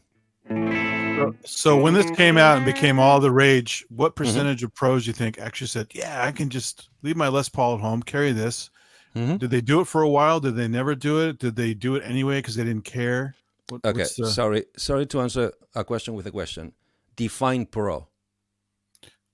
Touring musician, regular, anyone who's playing for money, playing live, who knows guitars. Okay, so everybody playing for a living. 5%. Okay. But because... And it rolled off real quick, or did it hang in there for a while? What do you mean? Like 5% initially, and then they said, fuck this is horrible. And then it just didn't do it. No. I mean, the community, there's, I think, 2 or 3 Facebook groups for 55 exclusively. Sadly, the members are shared, so everybody's in both. So let's say that just in Facebook, there's already, I think it's around 3,000 or 4,000 users in Facebook. Yeah. But that's global. Okay? That's not country specific, because we got people from South America, we got people from Indonesia, we got people from India, we got people from everywhere. 5,000, 7,000 users that are struggling with the unit, either for fun or for work. So for example, take Pat Metheny, who's great for experimentation, making orchestrions and all kinds of weird shit. He likes to do weird stuff. Would he even give this any time of day at all, you think? Or would you think it's a joke? He would give it a try. And possibly give it a pass. Realize it sounds like a toy and say forget about it. It doesn't sound like a toy. I mean, from his point of view, if he's using real guitars. No, it's just too convoluted for his use. Because Osteohead sounds more like a P90. Doesn't sound like a Les Paul. Typical Les Paul. Exactly, but what you see, that's what everything gets complicated with guitar. I know. What the fuck is a typical Les I can't Paul? argue because I don't know. So because I've never had the chance to play on the room with a P90 from the 50s. That's what this is trying to replicate Les Paul sounded like, because it's around $100,000 or $200,000 to buy one. Yeah. Right? Nobody has. The closest you can get is to buy a replica, which is already 17,000 to 19,000 pounds. Yeah. Right? So it's totally off the scale for anybody human. Right. But then, same as analog synthesizers, have you ever heard two Jupiter 8 sounding identical? Well, yeah, because the VS, all the VA stuff and all the other like software plugins. Okay. Same idea, yeah. Electronic components, tolerances, manufacturing, blah blah blah. But have you heard the guitar guys get as close to that stuff as the synth guys did? Wait, we invented it. Hold my beer, dude. No, hold your beer, but I mean, but there's no... Listen. Even though it came out before... No, I'm just saying, even though it came out before, that was primitive tech. How about now? The problem is the tech has not changed in the last century. That's the problem with guitar, right? Well, there's the problem, yeah. All those unforeseeable variations that you can attach to a PCB board, now extrapolate to an instrument where the prime matter is freaking wood. Yeah. It's organic. Yeah, sure. Is not only the fact that two guitars are built different. There's not ever in the history of humanity two pieces of timber that sounded the same. However, my ATV A-frame imitating frame drums with DSP sounds fucking amazing. Yeah, and because it's it's a percussion. It's a percussion instrument. Yeah, but it's still getting all those tonal qualities of wood and skin. And on acoustic instruments, yes. When you ramp it up to electric and you put it on a stage with 4,000 watts of sound, everything gets so stupidly blurred. Sure. And nothing is real anymore. You live in blurb town, and that's why all these companies, Fender, Gibson, Rickenbacker, Roland, Yamaha, have been living out of basically snake oil for the past century. Because even if there was actually a difference to be heard in between two instruments, the person who cares about the difference cannot afford to buy them both to compare them. Also, real quick, Oscar had mentioned Variax. I've heard of Variax, but I don't really know what it is and how it's different than this. What can you talk about that real quick? Sorry, Variax is an electronic device that drains voltage. Right. Oh, that's right. That's the Eddie Van Halen trick where he used to drain. Okay. The Variax is the one that you said you found somebody who can bring into the show. No, that's Syntax. Exactly, Syntax. Yeah, no, I mean, well, Variax also, as in several axe, as in guitar, your axe, was line 6 attempt of synth guitar, but only doing the emulation side. It's Variax versus Variac. Variac is the drainer, right? Exactly. Variac is the voltage drainer. Variax is the guitar. Was line 6 take on buying one single guitar. That, by the way, they looked horrible. The original ones looked horrible. They were really ugly. And with one guitar, you could have a Fender, a Stratocaster, a Les Paul, a P90, a Rickenbacker, and a Martin acoustic without changing the cable. Yeah. Basically, impulse response technology applied to different guitars. And that technology is still lingering because for beginners and for people who don't really want to cart guitars around, or they don't have the money to buy every type of guitar, it's kind of justifiable to So how did it compare to the section you have turned on right now? It is slightly better, but I'm talking 0.7 or 1% better. Right. Problem is, in a technology where 0.1 better is better, could somebody who knows the real guitars that well has a good ear listen to this version you have and the Variax and know that not only it's fake, but which one it is? No. I mean, if you're really, really trained and you've been listening to 55 for years, and also you have a Variax and you've been listening to that for years, yes, you could identify the aliasing of both. Yeah. And anybody who actually played vintage guitars in 5 seconds will tell you that's bullshit. That's a replica. Yeah. Because although the gap is getting narrower, closer and closer and narrower, they're still ages away from each other. You cannot fool anybody with software, with knots and ones, sure, that you're using a different hardware. It's hard on synthesizers. Think about on guitars. Sure. So, Oscar, do you have a Variax, or you just played with one a little bit? So let's put another example. Yeah, keep going through some demos. Yeah. I want to hear all the different weird shit. Another patch that is trying to use both, right? One PCM synth and guitar modeling. This one is trying to make my guitar sound like a Gibson 335 with an electric piano in unison.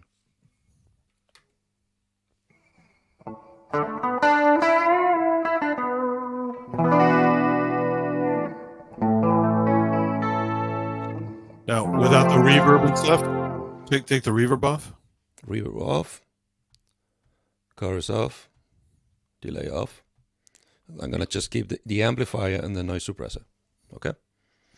And no, the EQ. This is the typical mastering EQ for Roland. Everything they could not create with the oscillators, VCOs, filters, they just tweak it finally with a master EQ at the end with a graphic equalizer. But this is without the extra alias stuff. So this is technically the piano. You see that triggering. But at least this is a piano behaving like a piano behaves. This one is being patched in chromatic. Okay.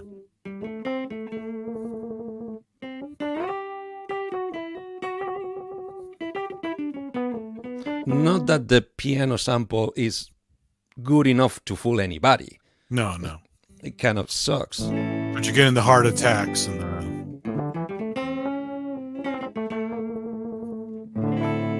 And it's not jumping to the note. It's like glissando.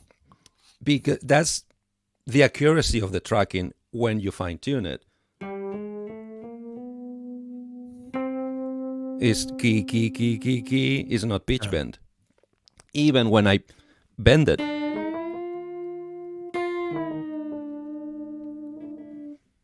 Okay. And that's with the PCM stuff. No, that linear or chromatic can be only applied to the PCM. Right. Because the custom is always linear. You cannot make it chromatic. You can transpose it and you can do other things, but I don't think you can apply the chromatism to it. Yeah. Okay. But that's why, because this electric piano is so meh, that's why they put the delay, chorus, reverb to make it more closer to anything that any piano, any keyboard player would consider palatable. And then and effects wise and guitar tone wise, what's that one pedal that's always super expensive on reverb and it's like thousands of dollars? The Clone Center. Yeah, can this do stuff like that with the effects or with the But it's not even trying. No, I just wonder if they did. So they no, and it's not even trying for one simple reason. This is a Roland unit. If you want that, they want you to go to Boss and buy the latest GT. Okay. That's the one that tries to do it. Okay. And all the way up to GT 100, it mostly failed. All right. Funny enough, although they were the pioneers on the technology, Boss Roland never mastered the replication of anything, except when they started on synthesizer, when they started sampling. Their own stuff. With the Roland Cloud. Exactly, or replicating their own mistakes of the past. But have you ever heard any concert grand piano from any Phantom unit that would fool you to believe it's an acoustic piano? No, but I have only tried a few. So, but I would imagine they're not great. So, but the V pianos, they're great. No, they're very great. Yeah. But they always lack in that extra 5% that would fool you. Like piano. But the average person listening to the music from those kind of keyboards, give a shit. They just hear piano. Oh, it's piano. Yeah. It's a very nice piano with a lot of reverb. That's all I care. Yeah. But to the guy who has played an actual acoustic, let's use big words, a Bosendorfer, and then you put him on a Phantom on the highest sample rate with the how is it called? The Supernatural engine. Yeah. how long is going to take him to tell you that's not a Bosendorfer? Well, it's also the articulation, the layering, all Articulation. that That's the stuff word comes I into was looking play. for. Yeah. All that stuff comes into play. All of Not it. just the quality of samples can be amazing, but like Yeah. Rich Hilton said a long time ago on Yeah. Sonic Talk, where it's the interaction with the harmonics and stuff, and a lot of the samples don't do that. So you're missing a lot of that magic that a Exactly. real instrument has, no matter what you Exactly. do. Yeah. For instance, the crosstalk.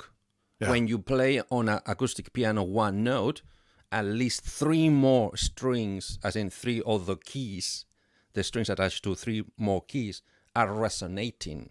Very low, but they're there. Sympathetic stuff, yeah, Exactly. like a sitar.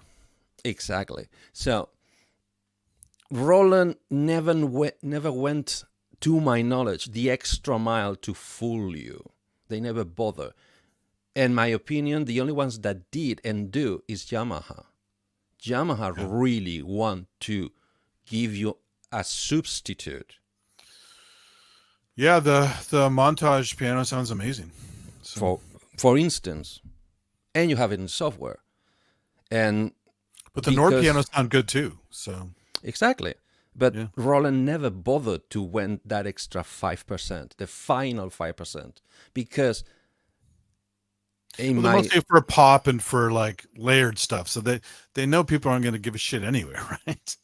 their customer base, the ones they're aiming and the ones that follow their ethos, Yeah. exactly, they don't really give a crap. They just People aren't want a playing piano sound. Rachmaninoff on a on one of those things. So Not to mention, when have you seen any Roland keybed that would let you play classic piano? actually, according to Justin, who's a really good player, he said the RD 1000, I think, was a very good key bed. So Okay. they've I had never some tried that stuff one. that to a piano player can be nice. It's not, all this poly AT stuff and MP that everyone loves now. I'm just talking about the piano stuff. So they've made some decent piano key beds. That's out of place. So Yeah. let's go for the bonker stuff, okay? Which Yeah. is basically, if you see me scrolling, we go to the other section. So it's like effects and strange stuff and Everything they cannot classify under lead or rhythm. yeah. And let me double check. So each bank, the ROM ones go from 011, which is bank 1, stomp pedal 1, to bank 40. They're not 99. They're 40 times 3, which is kind of 127 each. That's okay. Real quick, I got a time check. I got about 20 minutes. Sure. I have to do something tonight, so just so you know. Yeah, let's get this, for instance. Just do some weird ones. I want to hear a couple weird ones. Yeah. Let's get the weird ones.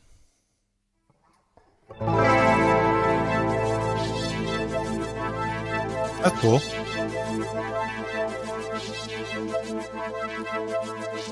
You think it's cool, right? Yeah. Sounds almost wave stationy with a guitar.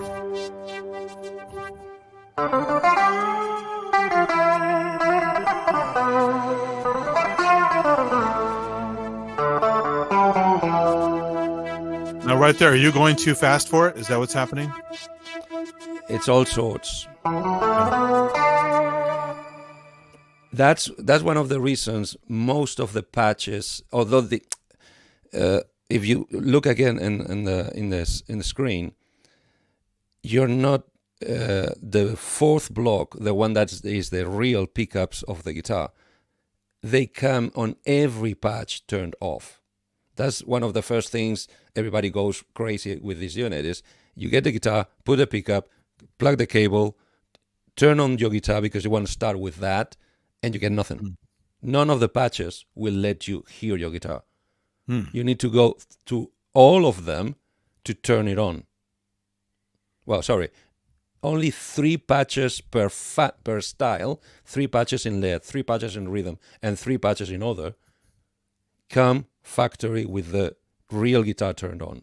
Everything else is turned off. So the guitar you're hearing now is again the custom, which in this case, I need to, because I can't read. Which is kind of what you want to hear for the weird stuff. You want to hear the the affected crazy things, right? which in this case is not the synth. So what you're hearing guitar-wise is actually my guitar. Fuck. Now I need to change to the camera. I want a Stream Deck. So, just for explanation's sake, in this image, it doesn't show. Okay, so forget about it. I got the 55 on the same pedal board. I have my GT6B. So the guitar you're hearing is what is going out of the 55 because that's how I have it set. One of the few connectors you have is it's called guitar out, but you can choose if you want the clean guitar, the real guitar, through that out, or the clean guitar and the modeling guitar, which is not only modeling different guitars, I can also model a bass guitar. So I can play a bass guitar and a guitar at the same time. That's one the other features of the VG units. You can change completely the string instrument you're using. For instance, banjo. That's the most noticeable. So in this patch is not using the real guitar because this is just me bypassing the whole unit. Now this is what 55 is doing. Only this.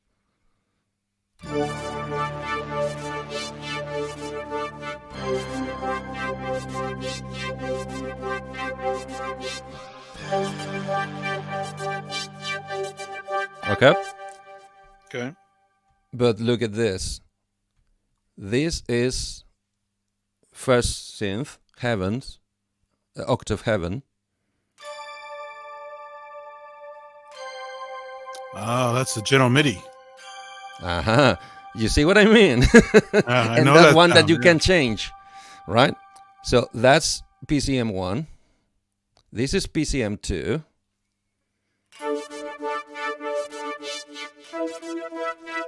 How useful is that?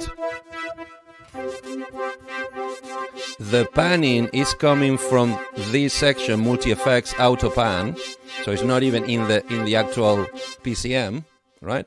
How does And it play some like run with it? Can you jump between things, or does it require long strums and kind of being If I patient? try to play guitar,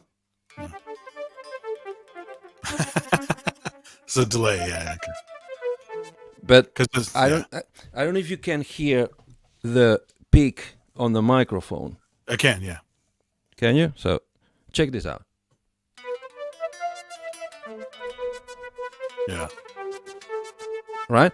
It's not terrible. It's definitely better than every other GR before it. Yeah. But it's there.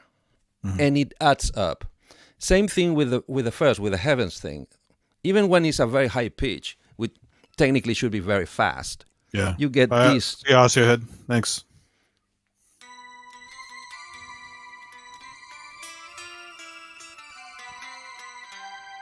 See?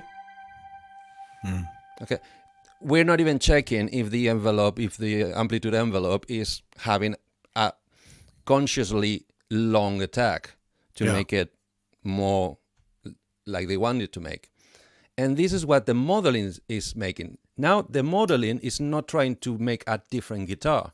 It's trying to be a synth, but a synth like the original GRs, 300 and 500, an analog synth, but it's a VA. And it's doing this.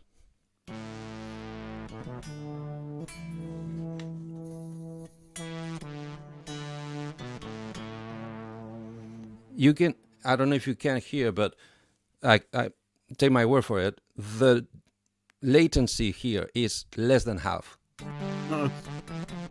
That's pretty good, yeah. That's why they include it. Because if you only put the other two and you had to be tied with any rhythm section, you would be all over the place. Yeah. Because it's always coming late. Or you start playing ahead and suddenly some harmonies don't add up because you're ahead. Right. So that's why they give you this, a very fast analog attack with very synthy, use a General MIDI tones on top, and an external connection so you can go to another unit that will give you the real-time attack. And all together creates the illusion that the tracking is faster than ever. So what's the fastest one again? One more time. What was the fastest? The COSM, the COSM, one that okay. is not triggering MIDI. Okay. So this one. Obviously, the real time is the guitar, is this. Yeah. That's real time, as real time as electronics can be, right? But digitally, as in convert through the hexaphonic pickup voltage to, in this case, it doesn't really translate to MIDI. That's one of the advantages it has. It only needs to digitalize. Once it's digital, it goes through the impulse response that make it sound like a synth. Yeah. Sorry, it would be this.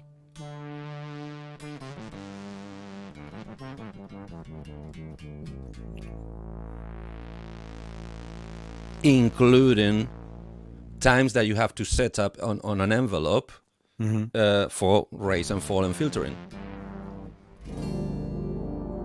And that mode there, you have full synth editing if you wanted to get all crazy with it. No. No. Everything is no in 55. No, it's not full.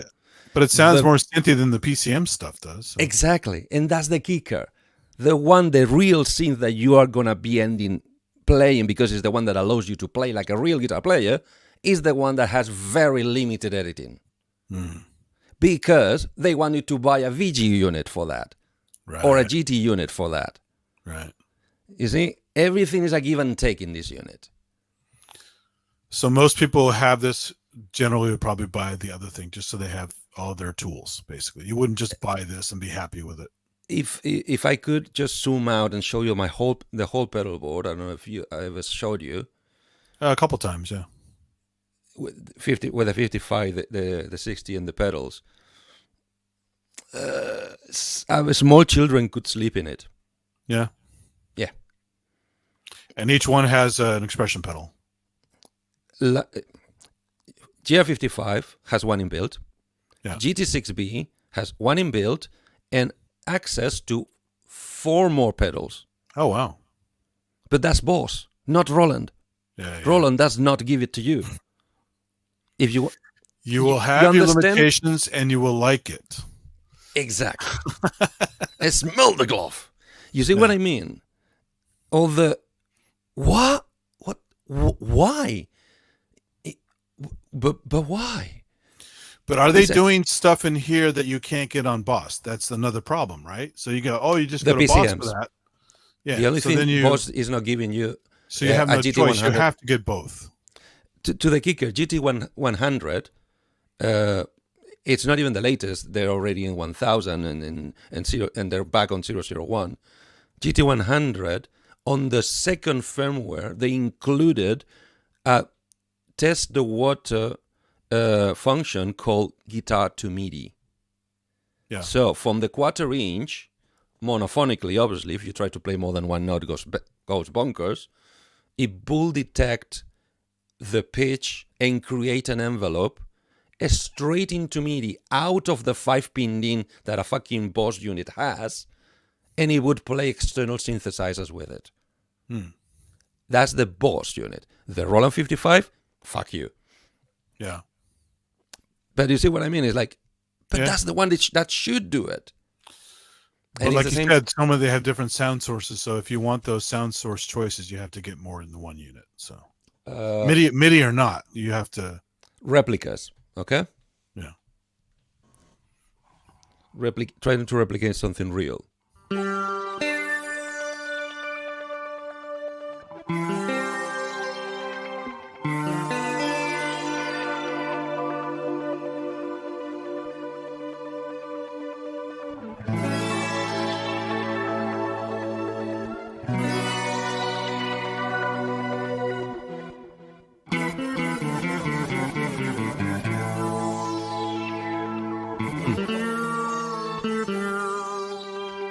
It's very impressive, but Yeah. try to use it in a song. Yeah, it's definitely, if if you're going for strange but still tonal, then that would work. But some people kind of go, "What's wrong with that recording? What's wrong with that instrument or something?" Check this: a whole Yeah. preset to use Yeah. only one PCM sounds and tons of effects.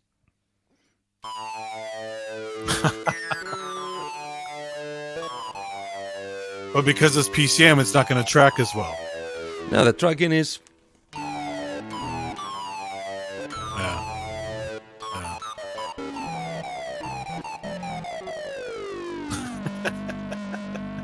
once again. How many songs can you do with this? One? Yeah. No, song by the car. Several songs by the Cars. Yeah, they're 3. yeah. In a patch you cannot edit, and Yeah. it's taking you 3 times 40 times. Sorry, 3 times times 40 times 3 unwritable patches. Yeah. Basically half of your memory on PAP So that days. so those are good for showing good points, ends, and limitations. Do a couple of really weird ones. Let's go for the Let's for go to the some useful. really odd shit. Let's go for the ones you're more likely. Well, no, before you To leave, just use. go a couple more quick odd ones because I want to hear some how off the rails does this thing get? Like, Let me find. because that one of the reasons I would get one is for that because I'm not a great guitar you- player, can but you I want to read make some names weird there? shit.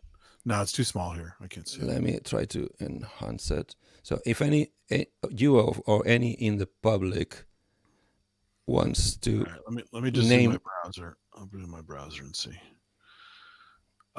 Scuba diving. Let's try that one. let's do that. If you want to name a patch, I'll be more than happy. Can you give me the number? You're right next to it. It's 993. 9 scuba diving.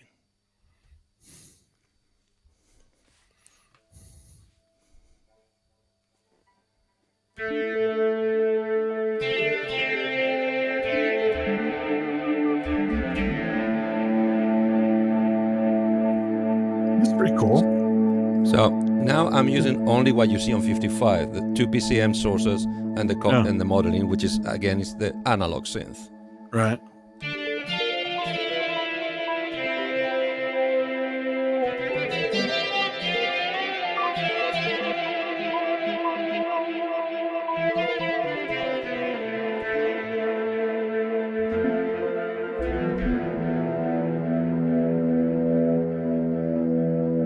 Check this out.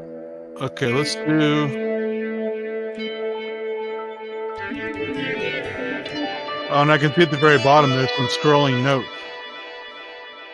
Receive event. It's got some tracking stuff at the bottom. That's interesting. Sorry, what?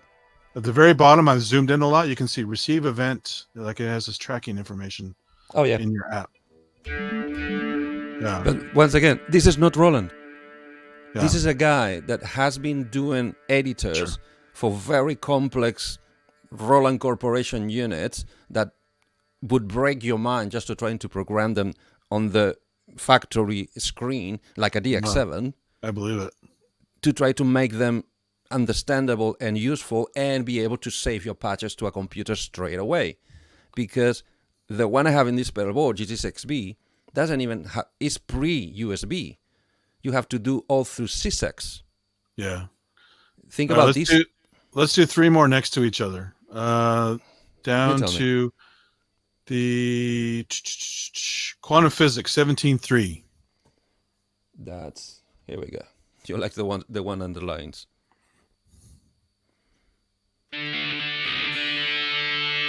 Okay, I can see what's happening here.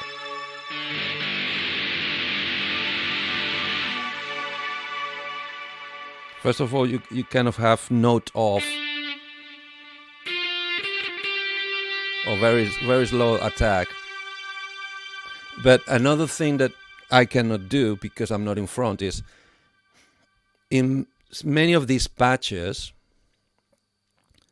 what is really expressive and interesting is to interact with the rocker. Yeah. So on top, So you're using the rocker right now? No, I'm not in front of it. I can't even Okay. reach it. It's too far away. And there's cameras and cables in the middle. So, because thanks to, if you see this area here that says assigns, Yeah. that's something that I understand they started developing it with the GT units. Basically, how to translate it into synth. Can you tell at a glance what the rocker's doing here? Or anything? I can go to the section thanks to the editor and show You have to go look at. Okay, so nothing right here will show you that. Not in this already complex, because this is not even the surface of the unit. This is the distance of the surface of the unit. Yeah. Effects, reverb, delay, chorus, I think is here. Pedal. So you have a control pedal that you can assign to many things. Not everything, but everything. Then the express pedal switch. Okay. Pitch bend and so, pitch bend which volume. is a switch you have under the rocker, like a wah-wah pedal, that you have to stomp first, click, and then it does something. That's you have cool. that switch. And you can assign that switch to a ludicrous amount of shit. Yeah. Okay? But That's cool. then the expression, while the expression pedal, that switch I just told you about, it's not on, is doing the volume of the PCM 1 and 2 when it's off. Is the pedal always absolute, or is it ever relative? What do you mean? So when you like some in a synth where you have the knobs set to where they're set, and then in order to edit, you have to sometimes go past a value and go back. I'm not sure if you can play catch up, but you can define the range through MIDI. Okay. So all the aftertouch settings, modulation settings that any digital keyboard will allow you to do, as in I want to modulate this parameter, but not through the whole range, only through these values. Yeah. You can do that. But as I said, on, off, without clicking the switch, which has no function, as in no extra function apart from clicking to on and off, that's volume for PCMs 1 and 2. But when it's on, when you click it, it does pitch bend of all three sources, PCM 1, 2, and 3, up to 12 steps, a whole octave. Okay. So it would make it go whee on the rocker. That's when you click it. Let's do two more. Up higher is 15-1 scared score. 15-1. You're expecting Scream or Halloween film. I just want to hear if it's like weird like tremolo violins or some other weird shit, like tropes. Yeah, keep dreaming. Some kind of some. That's cool. Wind chimes and stuff. Yeah, But once again, I like that. It's a good intro. You wouldn't play a song with it, but it's an intro. or a mood or a middle eight, very weird for one song. No, I like that though. That's cool. another preset down in the bin. So, but look at this. then- It's using two PCMs Yeah. and it's using the custom modeling, but it's making my electric sound like an acoustic. Okay. Yeah. All right. So, Let's hear what that sounds like by itself. Yeah, the acoustic. so that's my electric. That's like the video from the video demos. That's my electric. Okay. That's what Cosm is doing to it. Oh, extra effects and stuff. Yeah. Everything in the kitchen sink. For instance, it's this Gunton Bassman did his best to try to put this visually, but he couldn't do any better. You see, in between the sources and the effects, there's a bunch of color lines. It's like one brownish, greenish, and yellowish. Yeah. And each of the sources has a line that links with one of those lines. Okay. All right? That is the not modulation, but effects matrix. That's your bus. Exactly. Effects Each bus. color is a bus because you can get the source. The first option is nothing, straight to the output, no modification whatsoever. Okay. Yeah. Then by default, you get the master, this silvery delay chorus river and EQ. So that's what you could apply to any of them, all of them, or combinations of them. Okay. But then you have a multi-effects unit, right? Like a JV unit or a 1010, any Roland keyboard with tons of options, with each one their own page of settings. Okay, gets very crazy very quickly. And then you have what it's meant to be the guitar editing effects, which is the amplifier, the noise suppressor, and it's mod, but it's not modulation, it's modifier. So anything that is not an amplifier, noise suppressor, comes here. Tons of stuff, right? That's cool. So you can create the combinations in this editor. You can see it here. So you can go to nothing, to the masters, to the multi-effects and then the masters, or the guitar effects, then the multi-effects, and then the masters. Depending pretty to deep. Yeah. It gets really bonkers. And try to edit that on the freaking factory screen. Oh yeah, forget about it. So that's why I need to do 3 shows for this unit. Let's do 2 quick ones because they look similar, but I'm gonna see how different they are. One is right next to where you are. Go up to below it. Eastern Flute GT. I want to hear where the flute right below the one you have now. Below. Eastern Flute GT. I want to hear what this is. It monophonic? Is it? Remember that we are in other, so it's meant to be a weird flute. No, I know. If you want a real flute, that is going to be in lead. This will be fun. I want to hear what this sounds like.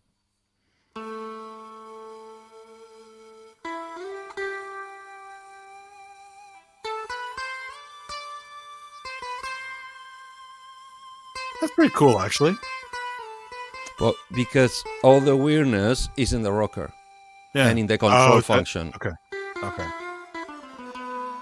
Because here, what it's doing, look at this. The control pedal is, when it's off, is switching the tone of the PCM 1 and 2 to when it's on, is changing the tone of PCMs of everything when you press it on. So you have 2 sets of sounds depending on the position of the control pedal.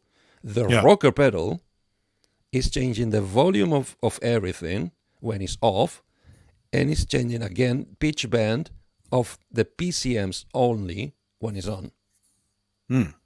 And thank God, nothing is assigned to the switch itself. And the other ones that are grayed out, GK volume, switch 1 and 2, those are the buttons here in the pickup. Okay. I don't know if you can see these 2 buttons here and this wheel here. Are you talking about on the actual pickup on your guitar? Can't you see the guitar? No, we see the editor. Sorry. So, oops. Here we go. So you have some direct control with your pickup. So, okay. The same way you had on your Casio and you had on your Brian Moore. The GK, the 13-pin system, comes with extra controls. Yeah. Okay. Yeah. Little knobs there and stuff. Okay. Yeah. Switches. Okay. Okay. Those ones you can set and forget for a whole G55, which is how I have it. I have it to move bank and to control the master volume of the patch, or you can set it to anything in the unit, kind of, or most of the things in the unit per patch. Okay. Roland style. Do one more. 1901 Arabian Nights. I want to hear what that sounds like. I was supposed to have another kind of a Middle Eastern vibe to it. Let me see. I need to open the window. Arabian Nights. Which one? Sorry, 15? 1901. 1901 Arabian Nights.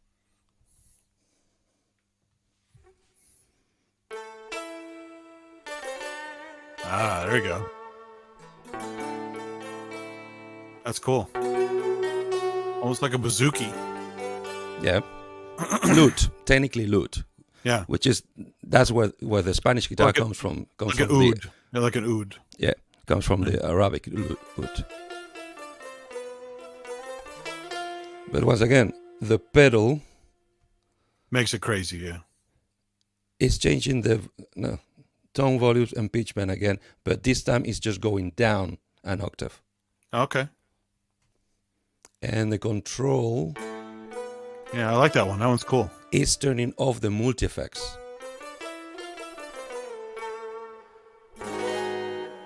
Would you say is it following your performance pretty well, you think? Is that a good one?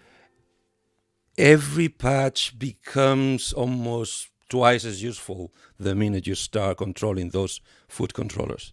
Yeah. It's when all the expressivity comes back to the guitar playing. Yeah. Let me see if I can find. Yeah, that's cool. So next time we do a demo with this guy, you'll have the pedal. You'll have the pedal handy. Yeah. So you can. Okay. Armageddon.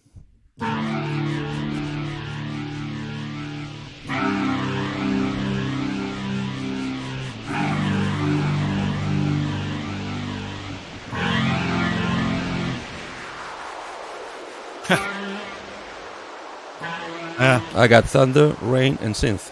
Yeah, that's crazy. That's like some of the presets on the Korg wave drum, where you can have like environmental sounds and weather sounds and stuff while you're playing. So. Yeah. Let me see if I can find one, which is to me the most extremist.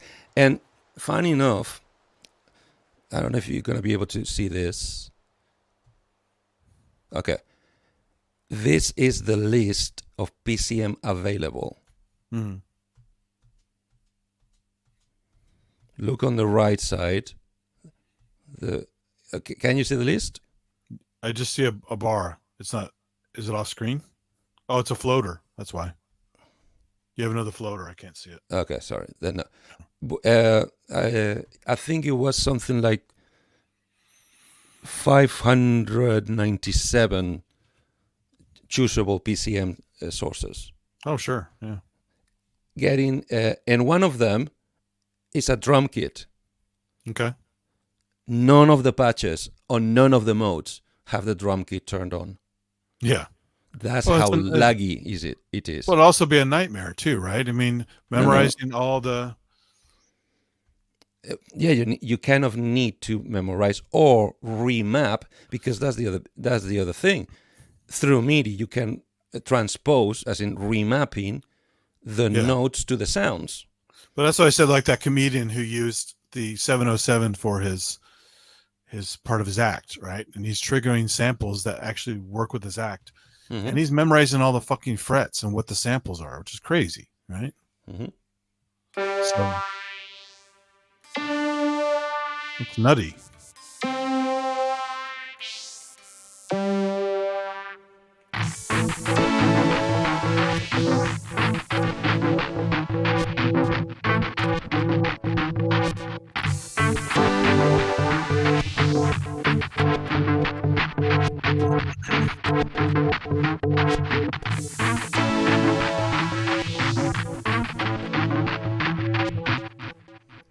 That's wild.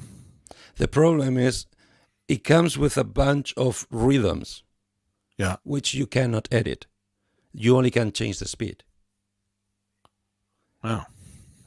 The best thing is you can choose to have it fix a speed, so whatever you play is going to play the same speed. So keep the beat constant. Yeah. Or according to the pitch you're inputting. So it's going to be faster with the highest, and like a sampler. Hey, Man with Beard, make sure you have it set to all. A lot of times when you subscribe, by default, it goes to a basic subscribe mode, but you need to go to all to get all the notifications. It happens to me a lot on stuff. So. And go to YouTube settings, the deep settings, and allow notifications, because that's what I had turned off, and I had no. Oh, really? I never had that. I mean, it makes sense. Yeah. I never had that problem, but I mean, it's so common when you subscribe to somebody, it doesn't. Yeah. For courtesy's sake, it doesn't make it all. I don't know why. Since YouTube now, since Google bought YouTube, now it's an extension. It's like an app. So you need to allow the app to give you push notifications. Well, that's if you don't that. allow No, that, you don't. you don't get You don't anything. need that. You can still get the bells in your list. I hate pop-up notifications. I don't want to. Don't do that if you don't want a bunch of floating windows in your computer. I hate those. But just the actual notification bell, make sure it's you toggle it to all, and then you'll get in your little bell list. Mhm. You know, when you check your stuff. I hope this is another example. No, it's not. Oh, yes, it is. Oh boy. And I think I know why. So one of them triggers the pattern, and then you. It's only the bottom string. Yeah. It's like on a synth patch that has the like on a wave station. Yeah. One key is set to trigger. Because they give you 2 PCM sounds, not so much for layering, which is what you end up doing. Definitely not for harmonies, because with only 2 sounds, you only can do fifths or fourths or thirds. Right. It's more for string splitting. You can assign each of the PCM sounds here in the middle. You can see the string level. So this one, the groove 007, is all turned off except for the 6th string. Sure. So only the things you play on the 6th string will trigger the beat. Everything else, your leads or So you your can time it. rhythmics. Yeah. So basically, I can do.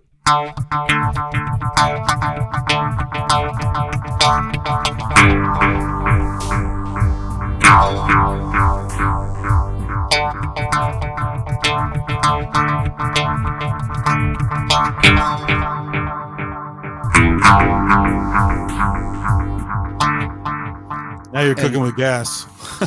and that's the part where I say that it's awesome. It's a wonderful unit. If the bastards would give me at least one more PCM, because that way I can do groups of 2, or I can do all through strings, all 6 strings, but I can do chords with it. Yeah. Because 55 removed what 30 and 33 had, which is one of the algorithms of Boss pedals called harmonizer. Yeah. So harmonizer, which is in my GT6B and my GT10B in the Boss products, harmonizers allows you to create intelligent harmonization, as in you tell him the scale and he move all your notes, Right. or even in the case of the bass units, where you're not meant to play more than one note. You play the root, and then the harmonizer creates the other 3 harmonies within the scale, and it's always in tune. That's crazy. In 55, they removed it. Well, yeah, there you go. So I have to bolt, unfortunately. So you're welcome to keep going if you want, but I gotta. No, that's. Yeah, I assume by now everybody's trying to slit their wrists. Yeah. Well, you know, So it's cool. and I it's- enjoyed it. Yeah, and there was it's- some cool stuff in there. it's been long, but you see why I want to do at least 2 more shows. Yeah, I guess. Because I want to do one about what can you do with the PCMs, and what can you do with the, not so much the guitar modeling, which just for your own sake, I want you to hear how close they got in 2011, Yeah, 2015. this was kind of the intro, and please don't use it like this episode. No, I show you the good and the bad. I know, But just kidding. Well, I want to go block by block, specifically block by block, on future shows. So, talking about future shows, first of all, tomorrow morning, I assume Synchrotron. Should be. Yeah, Ramsey, the whole works. But now we have anyone who's watching who's not in the UK. Mm-hmm. And of course, Ramsey, they don't have daylight savings there at all. So that's a whole other deal. But Mhm. he's going to be at a different time for some people. So for me, it's an hour later, basically. But so I get to sleep in an extra hour, which is nice. That's always nice. Actually, no. And if he did daylight savings or he changed it to match daylight savings, I could. But this time he's not. So it's probably the same time for me. I have to double check. But like today, PSN was an hour later. So, to leave you all off the hook, so you can go crazy on your shoppings next month, December. Dun dun dun dun. We'll be back on this Friday, the 6th of December, the same hour, same time. You know, Same bat channel. same trend wrecks and way more insanity about synthesizers and guitars. Synthetics, thank you very much as always. It's Thank you. Yeah, I'm, good I'm stuff. very thankful you keep coming for more. You poor thing. I'm a glutton for punishment. So, Yes, you are. Yeah. You in Spain we said you earn in your heaven through punishment on earth. Sure. Is the old say, no good deed goes unpunished. Exactly. You even this. Yeah. In Halloween. That's right. Every day is Halloween. For some people it is. So everybody who's left in the chat, thank you for coming. Please come back next month and keep on synth Darren. Hey, buddy. Bye bye. And yeah, let's leave everybody off the hook. See you.